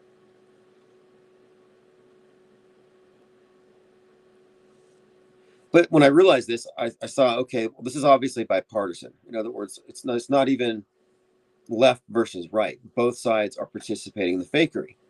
And this is what makes the space program or program so interesting is you have these various nations competing against each other in some way, but they're all lying about the same thing. What else are they in agreement on? So I'm not a believer in governments plural. I think there's one big G government. I think we already have a monolithic system. It's tantamount to a new monotheism. It's the one world system. It's already been implemented. You can't fight it. They already won. They've already conquered everyone's minds. And it's also true that if you're trying to fight it or oppose it by being part of the info war, you're actually working against your own interests. You have to kind of detach. Because if what we're observing is real, and we're making the case for this every day, if these staged historic events are scheduled in advance for any significant number of years, let's say a term of like 10 years, 20 years, 30 years, that suggests a level of control over outcomes that kind of eliminates the idea that the collective has any power, that voting does anything. Like, do you think Trump was voted into office? Do you think that was something that was like potentially not going to happen, but he just happened to win because he campaigned so well? Well, by all indications, the predictive programming going back 1958 at least, he was always going to win. And if that was the case for him, that's been the case for all of them. And if voting doesn't do anything other than serve as a steam valve, if voting doesn't do anything other than present an illusion of control, then why would any of us, continue with the charade? And I kind of think that that's what it really is. I think it's a charade. And if it's not a charade, if it's real, then these got to be the dumbest people on earth because they're being fooled left and right. But you know what? One of the nice things about Trump is that by participating in a psyop on camera, actually putting the fake blood on his cheek, he solidified our points here for us that these are actors on the world stage. They're not puppets being led around, insulated. No, they're actually complicit.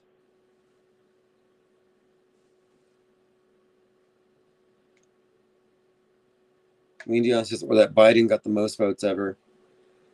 Right. There's a pre-existing set of stories and scripts. The history is written in advance. I'm sure there's some nuance and details that can be adjusted later, but in broad strokes, it's written in advance. It's already planned. January 6th, it was planned to go down that way. But this is where they don't want truthers going, because what are the implications of what we're saying here? What are the implications of an engineered history? Well, first of all, that's a whole other conversation, but this is an ongoing successful conspiracy. Every conspiracy theory out there is a distraction from this. And none of the conspiracy theorists talk about this. They'll point out events that are fake, but they're still plugged into the left-right paradigm. They're still plugged in. They think, oh, I'm anti-establishment because I call the media fake. The mainstream media is liars. Well, alternative media is alt-establishment. You're not anti-establishment. You're not outside of establishment control if your assessment of media is not inclusive of long-term effects of media fakery. Fake news, aka news bending, over time becomes what? History bending. But it's not just the events, it's the people in those events. Politicians, influencers. You think Candace Owens is just a loose cannon podcaster who used to work for the Daily Wire? No. Candace Owens is playing a role that she knew she was going to play when she and Erica and Charlie got this gig, whenever it was, 15 years ago or something. They're all sitting in a room and they have the script. This is what's going to happen with your lives. Charlie knew he was in Go 31. And if you read their tweets and what she has shared, or rather their messages between each other, he referenced many times his impending death. Charlie Kirk was a prophet. He knew he was going to die. And that's, of course, because he knew how his script was going to end. Copaesthetic says clown world order. Have you heard that theory or that idea that the fallen angel Nephilim were basically clowns? Like the way they dressed? Like, what's that horror movie, Killer Clowns from Outer Space? I thought about this, though. What would they be? The Nephilim or fallen angels or whatever. Like, what if that is their fashion? Like circus wear. Like, top hats, striped clothes, like the clown style hair. Face paint would probably be part of it. I don't think that's too outlandish. And it got me thinking about how the highest ranking Masons become Shriners. And what are the Shriners? The Shrine Circus, a bunch of clowns. What is that? Like, there's probably some dark connotations here. I mean, I don't know. And I'm not necessarily a believer in any of this stuff, but, as of late, I've taken a really keen interest in this Gnostic concept. And I can't help but note how much Gnosticism has a hold over the alternative media red pill area, like conspiracy area. It seems to be picking up. So people are now correlating, and there's a few channels like Hidden America gets into this. They're correlating NPCs, people going with the programming, to the Hylics in the Gnostic concept, the people who don't have a functioning soul, or rather an activated soul spark. So they're not resisting the world, they're of the world. Their soul spark has been subsumed by the material. It's not that they're bad, but they're worldly. And then the people who have broken free, the conspiracy theorists who have through knowledge seen through the world, taken the red pill, they're viewed as the pneumatics in this idea. And that the elite who rule this place are this other group.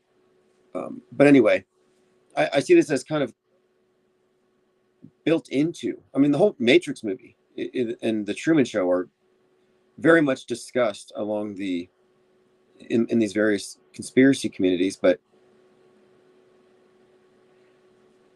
I'm only pointing it out because I think it's intentional, and it's like this alt religion thing, and I think it's intriguing.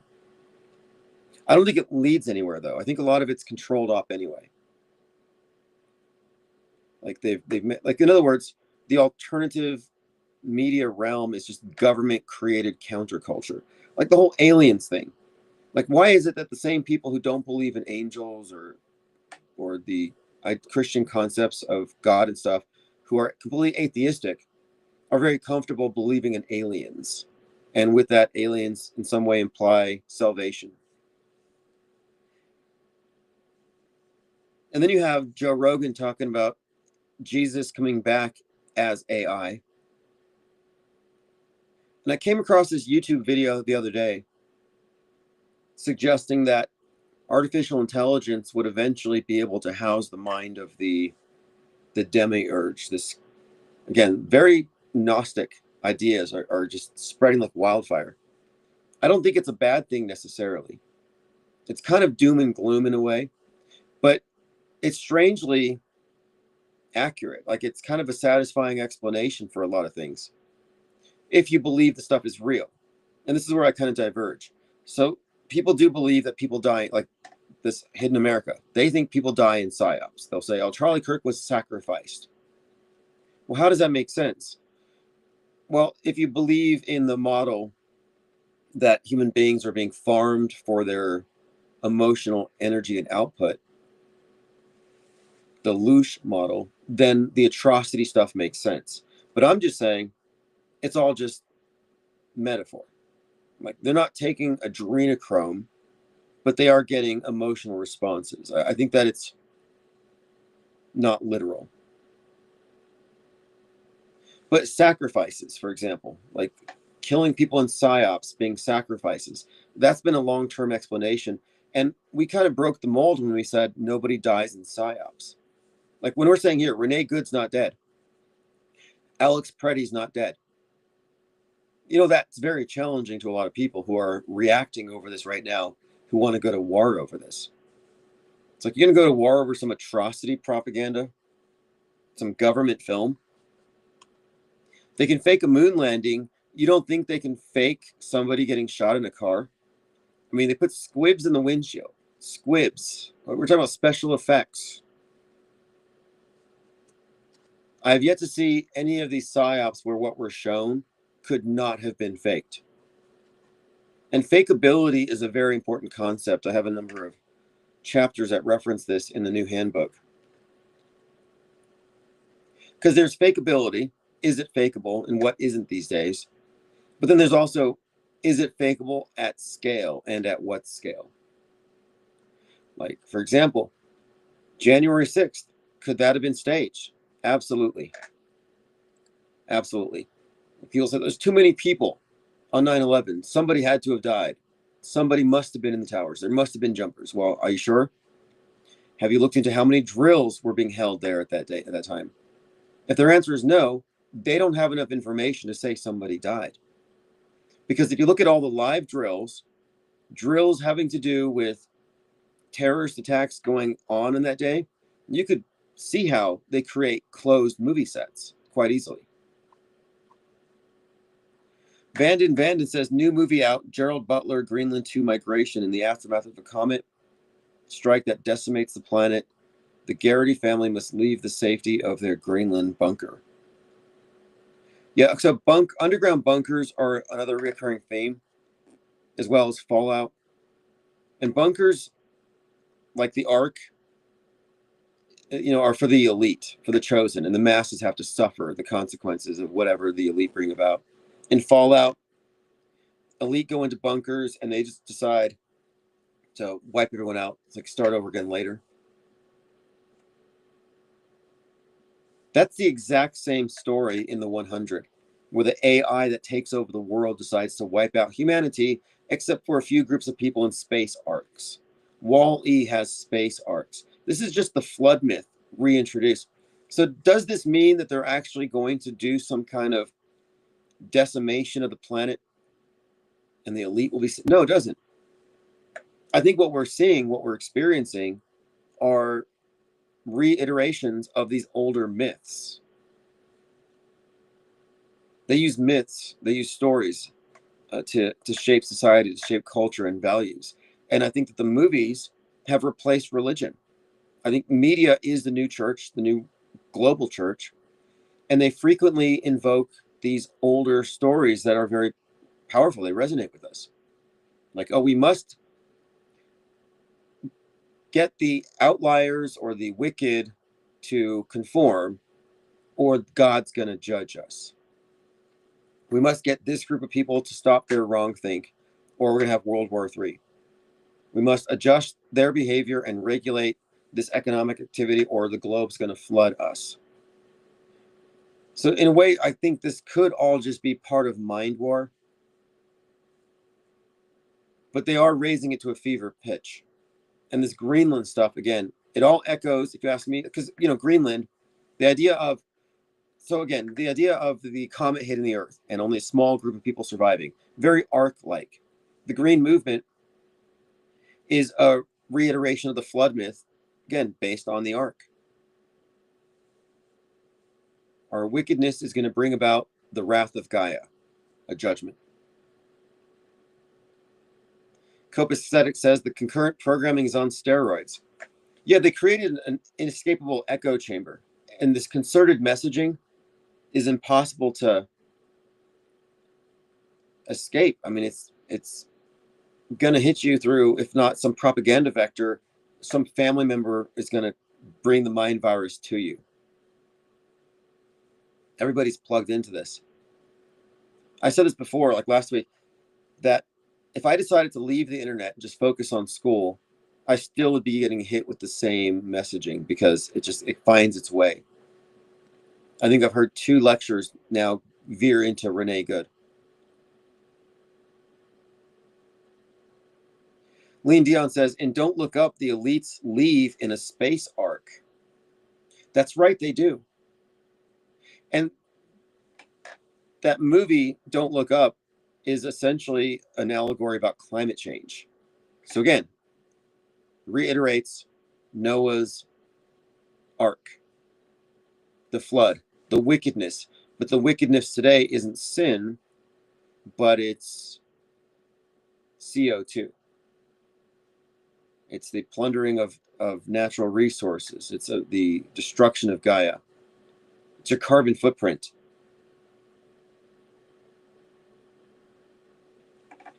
And Don't Look Up has Leonardo DiCaprio as the face of it, which I think is a nod to the Titanic. It's a way of suggesting that the Earth is to the Titanic as the iceberg is to the comet. And comets are mostly ice anyway. But the idea here is that America, the West, is the Titanic. And we're just rearranging the deck chairs, ignoring the fact that it's sinking. So the West as a sinking ship. Atlantis sinking. That's kind of encoded into another James Cameron film. And of course, James Cameron did Titanic. And he connected the symbolism of the Titanic sinking to 9/11 in predictive programming, in the movie Titanic, but also in his Ghosts in the Abyss documentary, which was being filmed on 9/11 at the site of the wreckage of the Titanic. So this solidified the connection between the sinking of the Twin Towers with the sinking of the Titanic and the West, or Atlantis. Again, reoccurring theme that we've been seeing for some time is that we are facing some new flood of some kind. That there's going to be some wrath of God, a judgment day. James Cameron also did Judgment Day. And I think it's Skynet. Again, this recurring theme of AI. You know, Skynet was the thing that went live.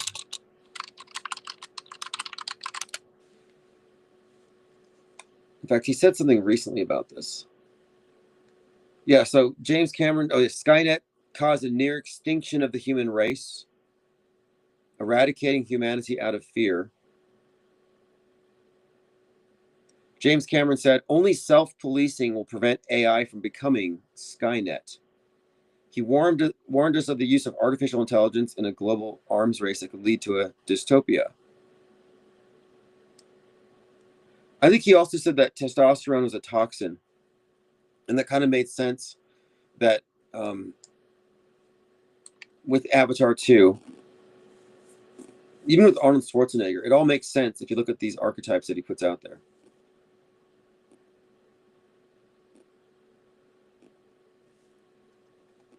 But anyway, James Cameron is a major league meta scripter. We bring him up quite a bit. I think that he directed the Cop City riots, which were about environmentalism. So it's also very consistent. Had to do with Atlanta. Again, Atlantis. This came out at the same time. Avatar 2, The Way of Water, with the Na'vi who live in the water like Atlanteans. But there's this, association of water in Atlanta is kind of built into the story. But the indigenous Na'vi on Pandora fighting against the Marines mirrored the Cop City protests where environmentalists were throwing rocks and sticks at the cops. Because in the movie, the primitive Na'vi are throwing sticks and rocks and spears at the technologically advanced humans coming to plunder their moon because they killed the Earth.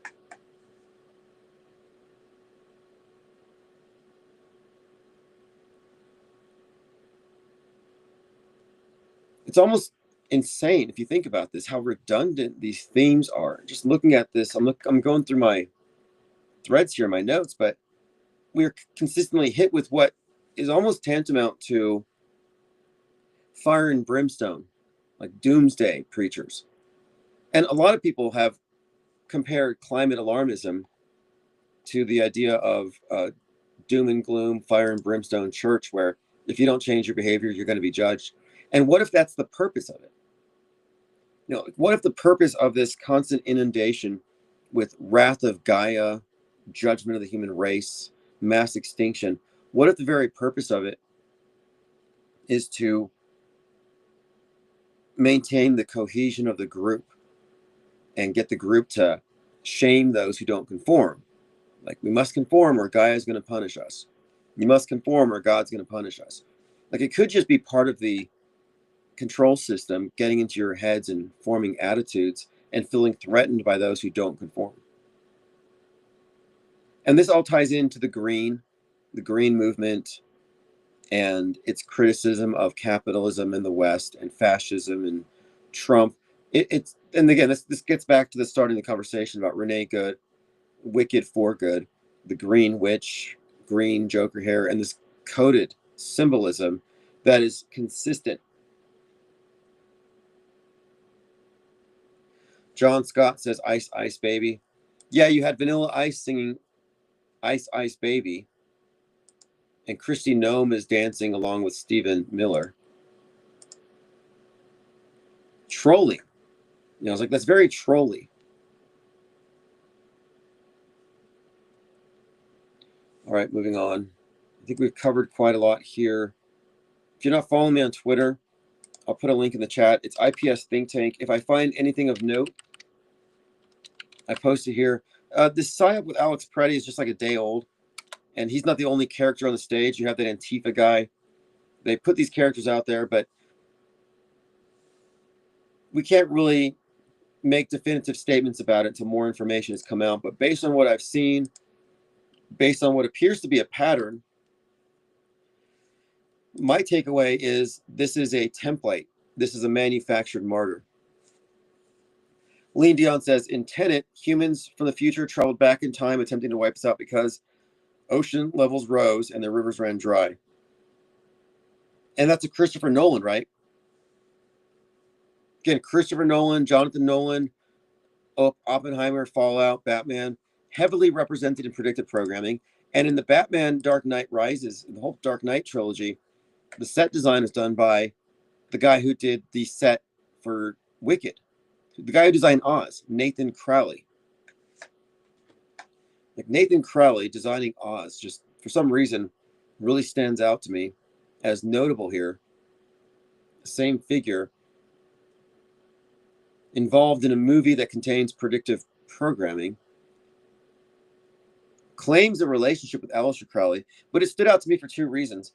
The name, but also Aleister Crowley's famous for his short treatise, his anti-tyrant document called Liber Oz.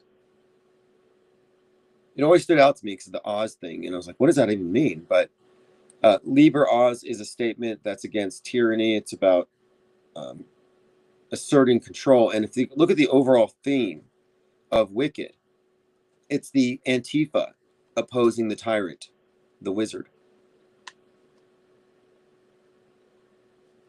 And I'm not saying I agree with this. Like, I'm not Antifa. I'm not even a participant. I don't really have any dog in this fight. I'm an outsider, an alien anthropologist. I'm objective about this. But it makes sense if you think about this other element where the people who are target marketed with that particular predictive programming are the ones who are also going to be hit with the corresponding psyops.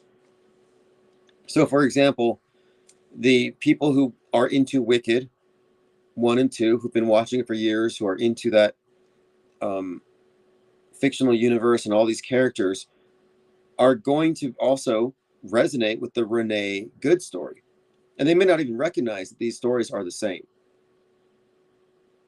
The anti-ice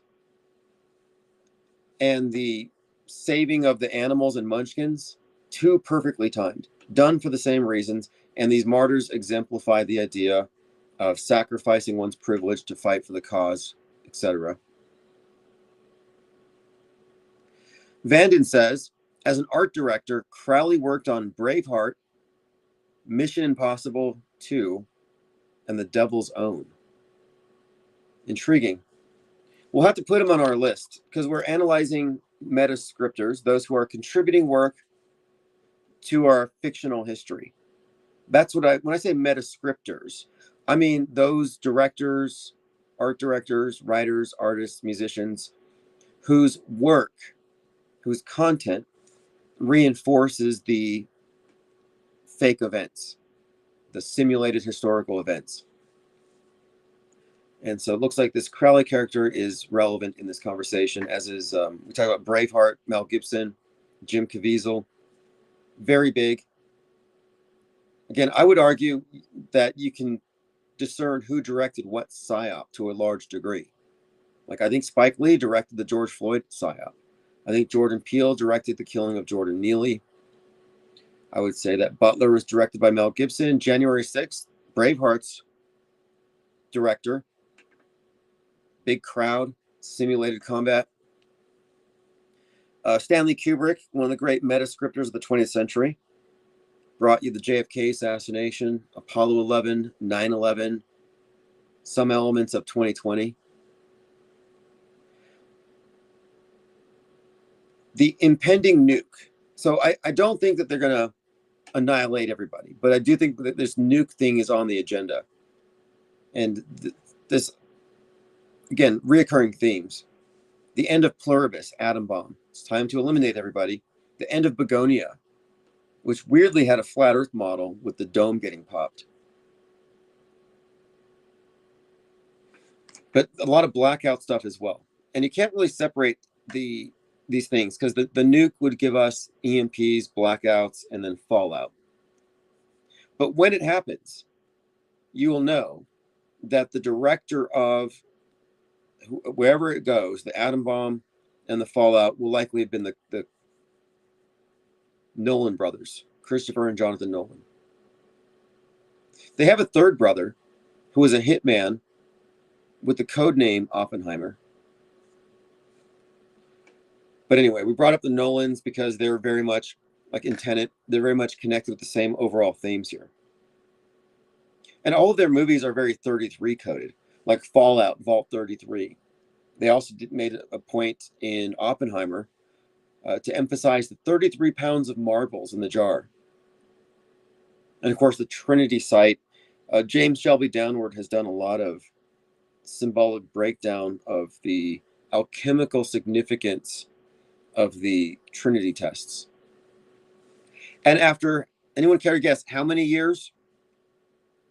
After how many years of a pause, we're going to be resuming the Trinity tests. Trump announced this like in October. The last time they were doing tests was 33 years ago. 33 years later, why Trump is resuming nuclear arsenal tests.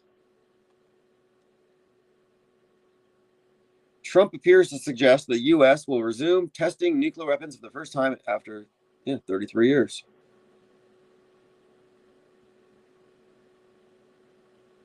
Trump calls to resume nuclear testing after decades.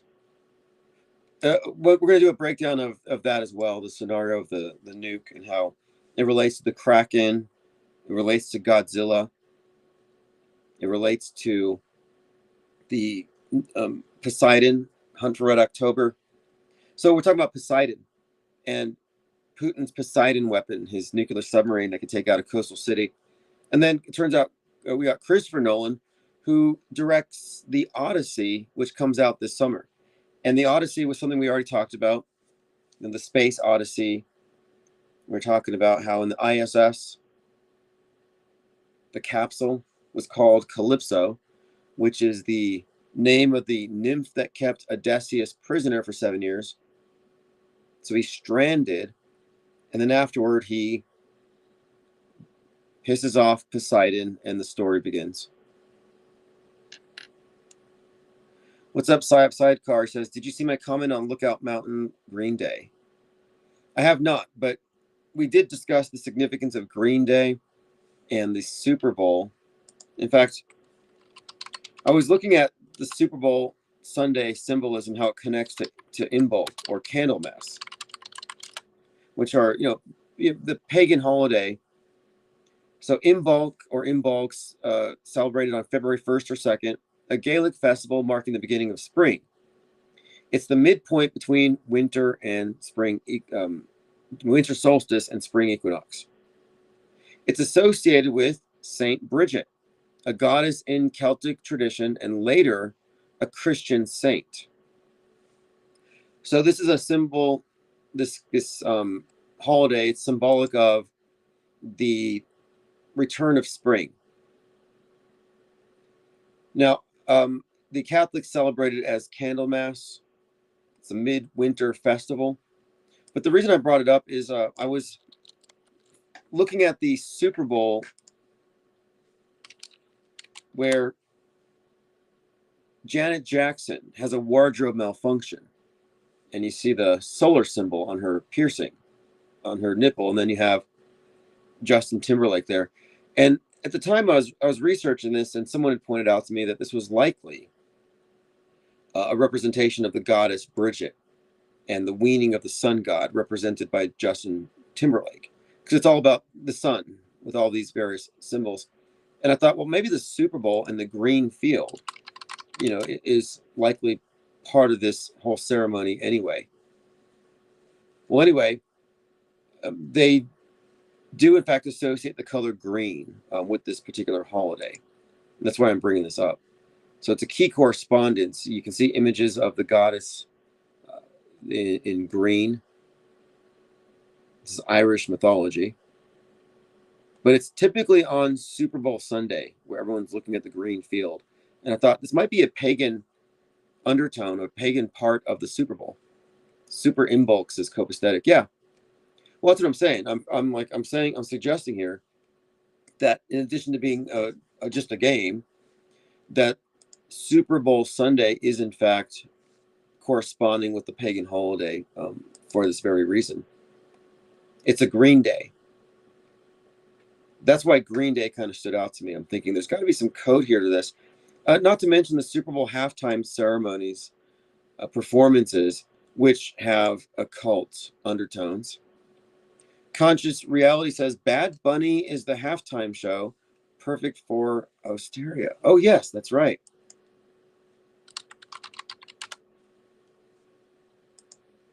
Interesting point there. Yeah, this bunny thing is really standing out to me. And for some reason this year you had demonic stuff. You had the demonic Labubu dolls that were kind of going viral. And then there was a number of other things, not to mention Tucker Carlson getting attacked by a demon and doubling down on it. But yeah, there's likely some Easter symbolism here. The bunny stuff, we'll have to look into that.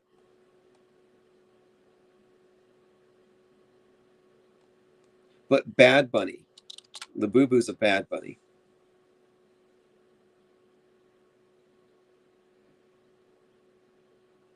Now, what I noticed with the last few Super Bowls, there's been like a lot of really weird stuff, like the one at the weekend.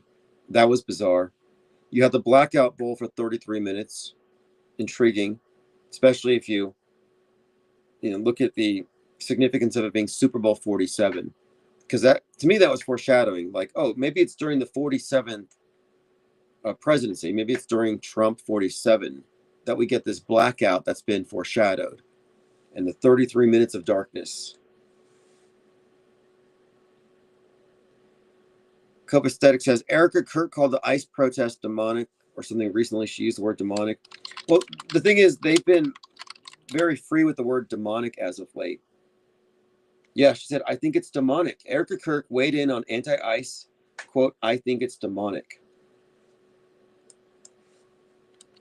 Now, the idea of mobs, leftist mobs being demonic, I first heard that with Ann Coulter. She put out a book called Demonic, How the Liberal Mob is Endangering America. She says the demon is a mob and the mob is demonic.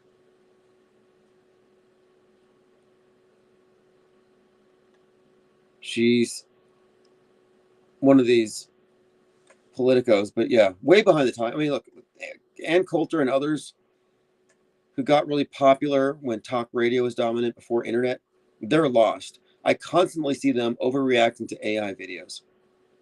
So many people are lost on this. But yeah, the word demonic dolls, even Candace Owens saying that AI is demonic and that Elon Musk and Peter Thiel are cyborgs and they sacrifice children to summon demons. Yeah, that kind of rhetoric is picked up, and Tucker Carlson is very comfortable doubling down on having been attacked by a demon in his bed that left scars, but he never bothered to show us the scars. Copaesthetic says demonic is the opposite of good. Right, very simplistic terms. But yeah, this good versus this, like, yeah, Fiona, good, bad. I mean, come on. Be good with that pin. And again, the movie's theme was be good. And to be good is to self-sacrifice, which I think ties into the idea of the greater good. And this is built into Pluribus. If you haven't seen Pluribus, it also ties in aliens. An alien mind virus that takes over everybody, becomes a hive mind. But the greater good concept is kind of built into it. So Pluribus is spelled with a 1 instead of an I. So you get rid of the I, you all become one for the greater good. You sacrifice your selfishness.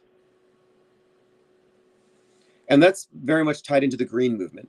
Whereas capitalism is encouraging selfishness and consumption and putting yourself over Gaia, the green movement collectivist says we must put the collective Gaia first. And if you look at the class warfare narrative, it's the rich oppressing the poor.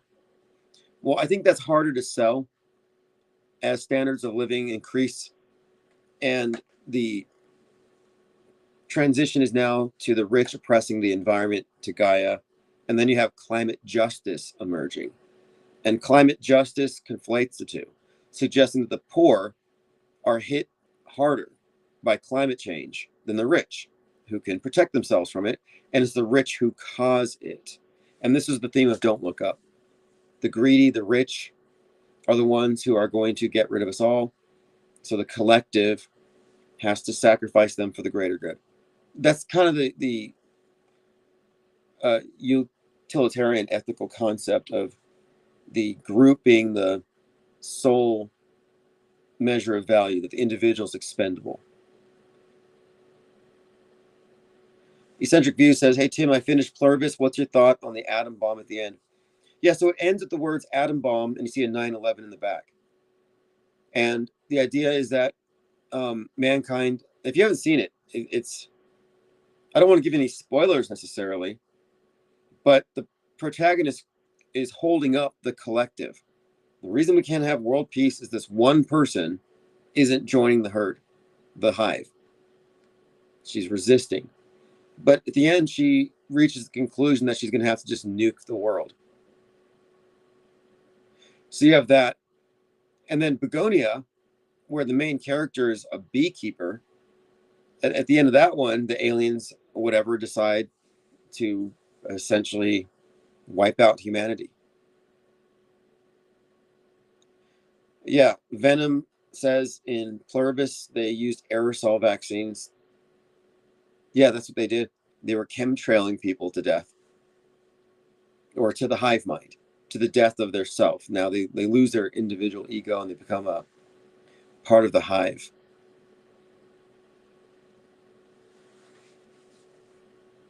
That's just the end of season 1, though. The end of season 1, the last 2 words are atom bomb. So we've seen this repeated theme here, though. of atom bombs, from Terminator 2 to, Pluribus, Fallout, where these themes are basically that we need a new flood. There's going to be a new flood, and the chosen need to get into their arcs, and we need to start over. It's this reset stuff. It's very apocalyptic. It's very this end of the world stuff. This eschatology. I think it might just be fire and brimstone. Like, they don't have to do it. The threat of the thing is worse than the thing. Rules for Radicals #9. The threat of the thing can be more terrifying than the thing because you can only do the thing once, but you can always threaten with it. And so we're constantly threatened with the end of the world. That might be the intention here. Using fear to maintain the integrity of the flock, to get it to self-police. You look at like religious cults and how they judge outsiders and they maintain their internal cohesion. It could be that a lot of the propaganda has no further purpose than herd maintenance, hive mind maintenance. Like, the hive mind isn't coming. The hive mind is already here. Like, we were born into it. That's what I'm talking about with the programming. If you haven't stepped outside of the program, and if you're not delineating between real and fake, long term, not just in today's news, you might actually be part of the hive. And the hive responds in unison as one. When is the last time you reacted to a psyop? Because I don't react. I used to. I used to get incensed. Things used to actually have some triggering effect, but they don't any longer. I'm not part of the hive. Yeah, Venom says instead of arcs, it's bunkers. Yeah, same concept. Arcs, bunkers, space arcs. The flood can be water. It can be a nuke. It can be a virus. Quarantine, is one of the dominant themes here. Psyop Sidecar says, Donut put up a new video about Illuminati penguins. Oh, I haven't seen that. I did see some ridiculous video called Penguin Maxing. And then the White House. I don't know what it is with penguins right now. Is it because it's winter? I mean, we have our reasons. We need more penguin paraphernalia, more swag, more swag. I'm going to be busy tomorrow. Hopefully we'll have time to go live, but I got to fulfill a ton of orders. I've been selling a lot of art. I probably painted 30 cyborg penguins, well, drawings and paintings, but eBay's doing well. So if you've ordered on eBay, appreciate it. I'm also going to put some cyborg penguins on the Ko-Fi shop tonight and tomorrow. I'm doing whatever I have to do to maintain the flow here. And all of you subscribers, help keep this thing rolling forward. But it's going to get easier in the next couple of weeks. We'll be getting back to our 1-800 number. But the main thing that we're doing right now that is significant is the great deconstruction. It's a work in progress. We're just getting started, but we're certainly building momentum. And we have a point. Like, one thing that we can stand on here is that we are correct. Don't let the incredulity of the hive-minded depose you from that stance. Like, you are correct. You know what's real and fake. And even though you don't have representation on the world stage, you can stand on it. Ollie Goering says they're signaling the penguin thing. Right. By the way, if you didn't like Joker 2, and there's a lot not to like there, Penguin makes up for it. If you were looking for mayhem, mayhem in Gotham and these colorful villains. I mean, they really made Joker 2 kind of pathetic. There's some fascinating stuff that we talked about with Joker 2. It was being filmed on 4/4/23 when Trump was in the courthouse. And the mob was at the same courthouse, Joker's mob. And the public thought it was there for Trump. And that was on Heath Ledger's, it was on 4/4, and it was Heath Ledger's 44th posthumous birthday.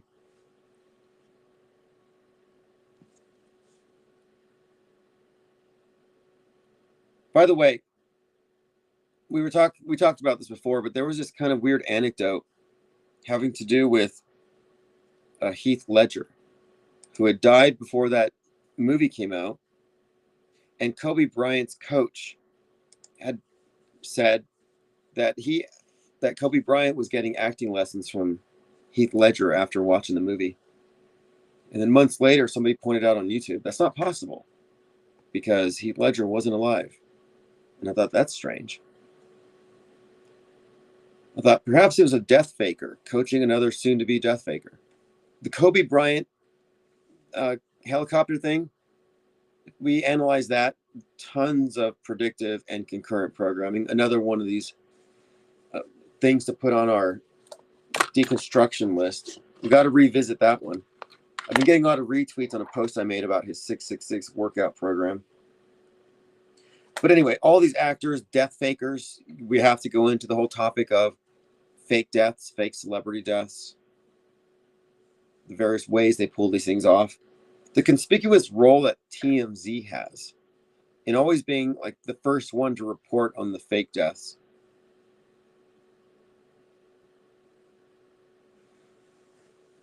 All right, we'll see you all tomorrow or in Discord. Things are very busy there. Again, go to ips.monster. I'll put a link if you want to get into the Discord server so you don't miss our breakdown of this current PSYOP. We're focusing on both the dead 37-year-old, Martyr, and all the patterns of, the names, the streets, and everything that ties into this thing. And also this Antifa guy and this Antifa general, this character that they put out there, and how it all comports with Netflix's #1 show at the time, The Madness, where you had Antifa on meth with guns. What's up, Mazel? Thanks for joining. Well, I've got 5% of my phone battery, so I don't know if I can maintain this much longer. But we have a lot of research. That's my point. We've been doing this for years. We have a ton of research, but where does it all go? We can't let it get memory hold. We can't just be the only ones here who remember all this stuff, and then newbies come along and they don't have the same frame of reference. And so what we're creating here is an encyclopedia of hoaxes, an encyclopedia of fake events that we deconstructed, where you have the mainstream story, the alternative media story, and then you have the off-world stage perspective on it. You have to have these three columns. And what we're doing here is we're going to assist in the deprogramming process, where any newbie can come along and recognize, okay, all the fake stuff exists on a timeline. And you can actually separate that timeline from the one that we're living on. So there's two timelines. And if you live in the world where the two are merged, you are by definition confused. Off-world stage is the unconfused. Like the upside down in Stranger Things. We are in the unconfused. And don't tell me you're not confused if you can't delineate between the real and fake timelines and how they've been conflated, and how this conflation and the merging goes into the past, unchecked, uncorrected, and unacknowledged, outside of what we're doing. Psyop Sidecar says, would you talk with Peggy Hall, the Healthy American? Yeah, Peggy Hall's pretty good. I watched her discussion on, I think it was maybe it was Renee Good. But yeah, she does some great work from what I've seen. I mean, I don't automatically endorse and trust anybody, but I just go off of their analysis, their perspectives. And if you're willing to call fake, you're pretty much on our side. What we're doing here, though, is we're extending the conversation from stating the obvious. It's very easy to call things fake, but we're going much deeper. Again, penguins, emperor penguins, deepest diving birds. We're connecting the dots into the past, into the future, and showing that we're living in a manufactured reality. No one else is going to expose the architecture of the Truman Show the way we can. It's invisible, and that's why we need infographics. Let's Go says, can we send you a high-powered phone charger? Yeah, honestly, if I had a P.O. box, I do need a better system, but like I said, everything's going to improve in a few weeks as I get settled in with school, get on my routine, get into an office space. But yeah, we're underfunded, but what organization isn't? This is no different than any other small business. We can't claim, oh, we're censored, we're oppressed. No, it's just the cost of doing business is dealing with the ups and downs. Nothing is stable these days. You realize that the IPS channel had been shut down 150 times. We have a record of YouTube channels that were unfairly taken down by competition, not competition, by haters. A very specific hater abusing the copyright strike system was actually shutting us down. Every time we'd get 100 subs, they would shut us down. That was ongoing for several years, and we never really stopped. My attitude on it was that if you maintain it, your organization can become anti-fragile, where anything that's used against us actually teaches us. So as a result of the attempts to shut us down, I learned how to sue corporations. I learned how to sue anonymous people and get their docs. These are valuable skills. And that's not a closed case. If you didn't know, my hacker is still under investigation. There are years of FBI reports accumulating. And the last 6 that he did, or no, 9 actually, last 9 incursions, these were all federal cyber hacking crimes. And he's not going to get away with it. But the only reason we brought him to this point, as far as exposing who he was and revealing everything about his operation, is that we had a think tank essentially researching, digging into this person, counter stalking, and we learned everything. But that's a big one. It really is. It's a big story. If you haven't kept up with it, it's like it's a sleeper. But when it hits, it's going to change a lot of things. What we have here is somebody in the White House press corps who does stalking and hacking as part of his job. He's involved in Marco Polo 501c3 that hacked Hunter Biden's laptop. Well, the person behind that was behind trying to shut down this channel. And he acted with impunity until we doxed him. And we learned everything about him in really quick order. It's too late. He couldn't really conceal it. Very wealthy, very connected. His brother worked for the late Pat Robertson. Very shady people, but very well off. But also very politically connected. Friends with the Trumps. Personal friends. He has a place in Bedminster, place at Mar-a-Lago, place at Trump Tower Vegas, Trump Tower New York. Friends, personal friends with Ivanka and Don Jr. And yet this person who's also friends with Alex Jones and Joe Rogan is a hacker and a stalker who has some kind of role in policing conspiracy theories. That's where his role has been. This is the person who actually doxed David Hogg as an actor. He's the one who leaked that story. And then he worked at YouTube in some capacity as a Google Google something administrator. But he was able to make that video of David Hogg as an actor go viral. And YouTube apologized. They said, we don't know how his video trended on our site. Well, this guy was gaming the system behind the scenes. This is before he got hired by the Trump White House. But even now, he's got access, Air Force One. It's pretty crazy to think about, but it would be nice to see this person brought up on charges. And it'd be an embarrassment, to the organization he's a part of and the people around him. He's also instrumental in the January 6th PSYOP, the QAnon movement. If you've ever heard this thing about JFK Jr. coming back to life, he started it. He brought back JFK Jr.'s magazine, George.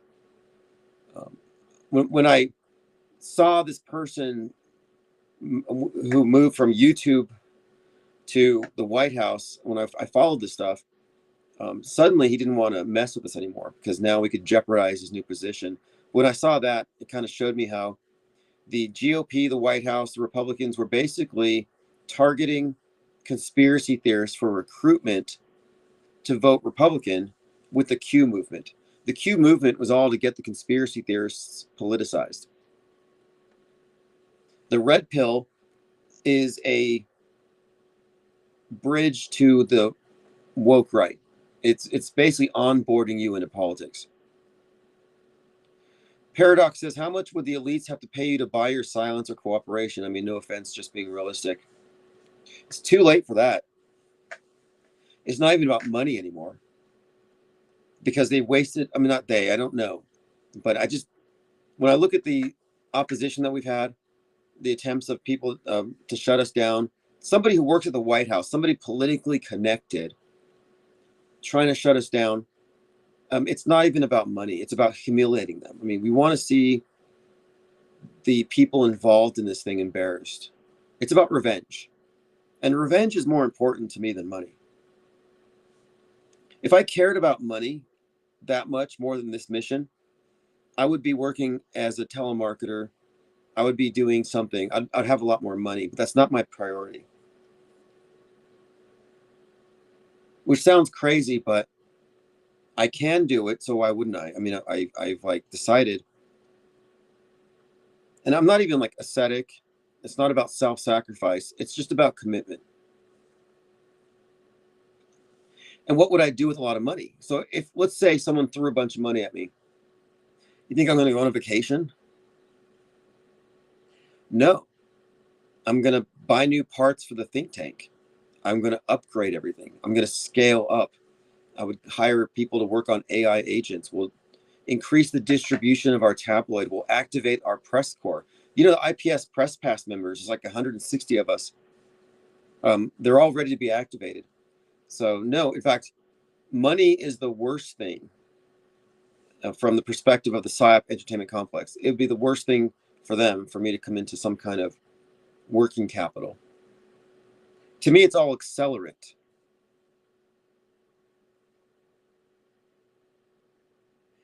And I did do an estimate on my civil suit against my stalker, and it's collectible. One of the reasons why he's even worth going after is it's collectible. You can't sue someone who's broke. But one of the reasons I'm doing it is that it's collectible. And that money just goes into the war chest.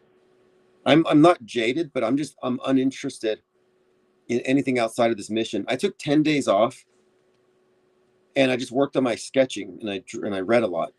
But I realized I like being engaged in this. Nothing else really holds my interest.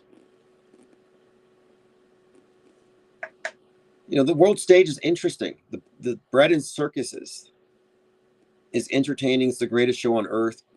But who wouldn't want to be engaged in this? And in the position that we're at, this is unique. This is a marketplace disruptor if it's done correctly. And it can become very fun. It's educational. It's edifying. And again, can't forget that we're correct in this. This isn't like a Bigfoot fan club. We're not waiting for aliens. This isn't conspiracy theory. In a way, you could look at this as an intellectual revolt, maybe even a minor philosophical revolution. We're talking about introducing objectivism into a subjective world where the so-called objectivists were plugged into the media matrix. They never made it off world stage. So in a way, this is cutting edge. So what we're doing has meaning. It has a purpose. We have a mission. We have direction. We've got blueprints. We've got plans. I'm just not in a huge rush. You know, I believe in efficiency and working at fullest capacity, but you know, this might take 6 months or a year to get back to our best operating form, but we'll be better for having gone through all the opposition. Because if we had become super reliant on YouTube in terms of service, this never would have emerged. We would have been gate kept. We never allowed ourselves to be gate kept.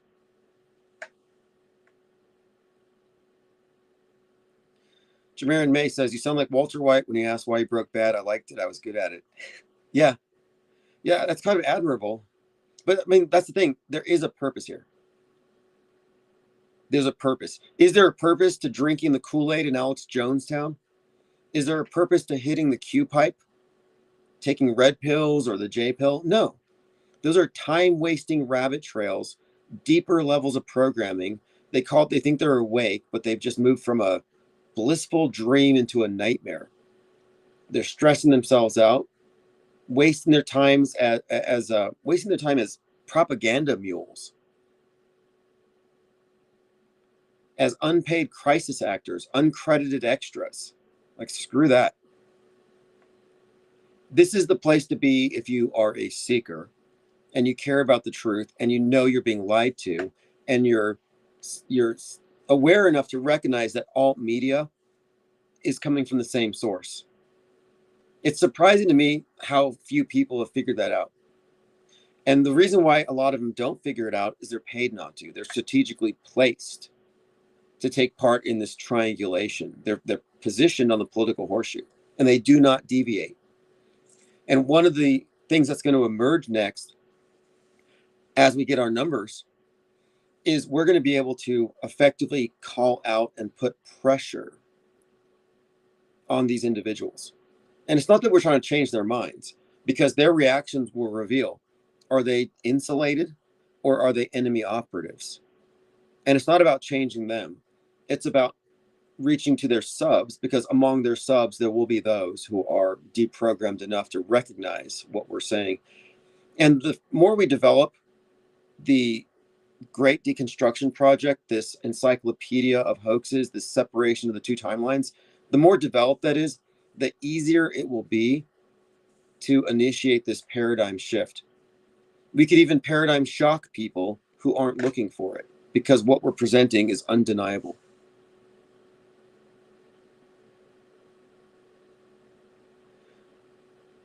All right, let's see. Lasers Go Pew says, when the alien card gets dropped, we're probably screwed. The more I look at the programming for it, it seems like the aliens aren't going to be physical, little green men, but it's going to emerge as, I think it might be this. I've said this before, that it could be that generations of predictive programming for a higher intelligence taking over is what we've been subjected to. Call them aliens, but ultimately it might just be referring to AI, getting us to acquiesce to the need for a higher authority that's not influenced by greed or human emotion. So if they're trying to get us to capitulate, to let like Hell 9000 rule over us, well, the alien invasion stuff has kind of set us up to accept that as inevitable. Lily Bell says, I get curious about Jonestown once a year. Yeah, that might be worth investigating. It could be a hoax. It could be a hoax. I'll have to check out some documentaries, but that's one of the purposes to our Great Deconstruction, is we're retro auto hoaxing. So I'm putting that on my list, Jonestown. And using AI as a research assistant is making this process go a lot faster than it would have at any other time. I would even point out that much of what we discuss, many of the conclusions we reached would not have been attainable 15 years ago, 10 years ago, or even 5 years ago. That's what I mean by cutting edge. The best possible explanation you could have had for 9/11 20 years ago is that some other group did it. Like, very few people had reached no planes, nobody died until later. But that's not far enough. It took a little more time to start to see how extensive the fakery was. But when we first started saying fake until proven real, people balked at that. They saw it as controversial. Oh, you guys call everything fake. And now it's common sense.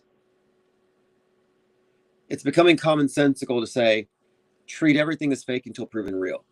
Be somewhat skeptical. There's a reason why people aren't, though. We were programmed to fit into the program. We were programmed to be receptive to the programming. We were given an operating system designed for the world stage.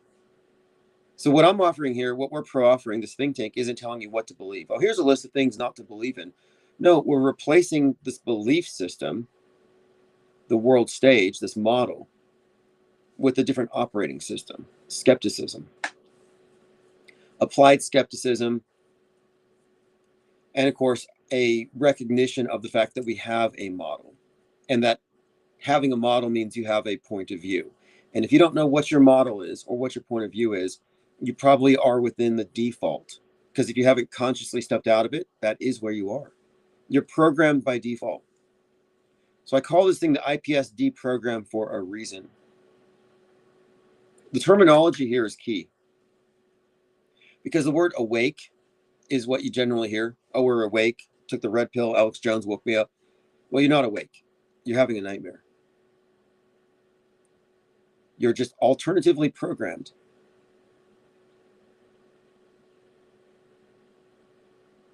All right, thanks for the comments. Thanks for the participation. This is going to get better as it goes along. I'm looking forward to this latest PSYOP and its deconstruction. We're just getting started. Again, he's 37. He's a white liberal, anti-ICE. So the name Nicole's in the background. There's quite a lot here already seemingly templated off of Renee Good's death, which was predicted in Wicked Part 2. Well, Part 1 and Part 2. So it's too templated for me to believe it's real. Conscious Reality says, I believe they've been gaslighting us with conspiracy theories. They make it trendy to distract the real world. Yeah, that's a great point to end on. They add a lot of noise to drown out the signal, because there is a big conspiracy. There are successful conspiracies, but the conspiracy theories that we're allowed to contemplate that are popularized on shows like the X-Files, those are all distractions that only exist within the world stage framework. Those do not exist when you are off world stage accounting for media fakery, history bending, and news bending.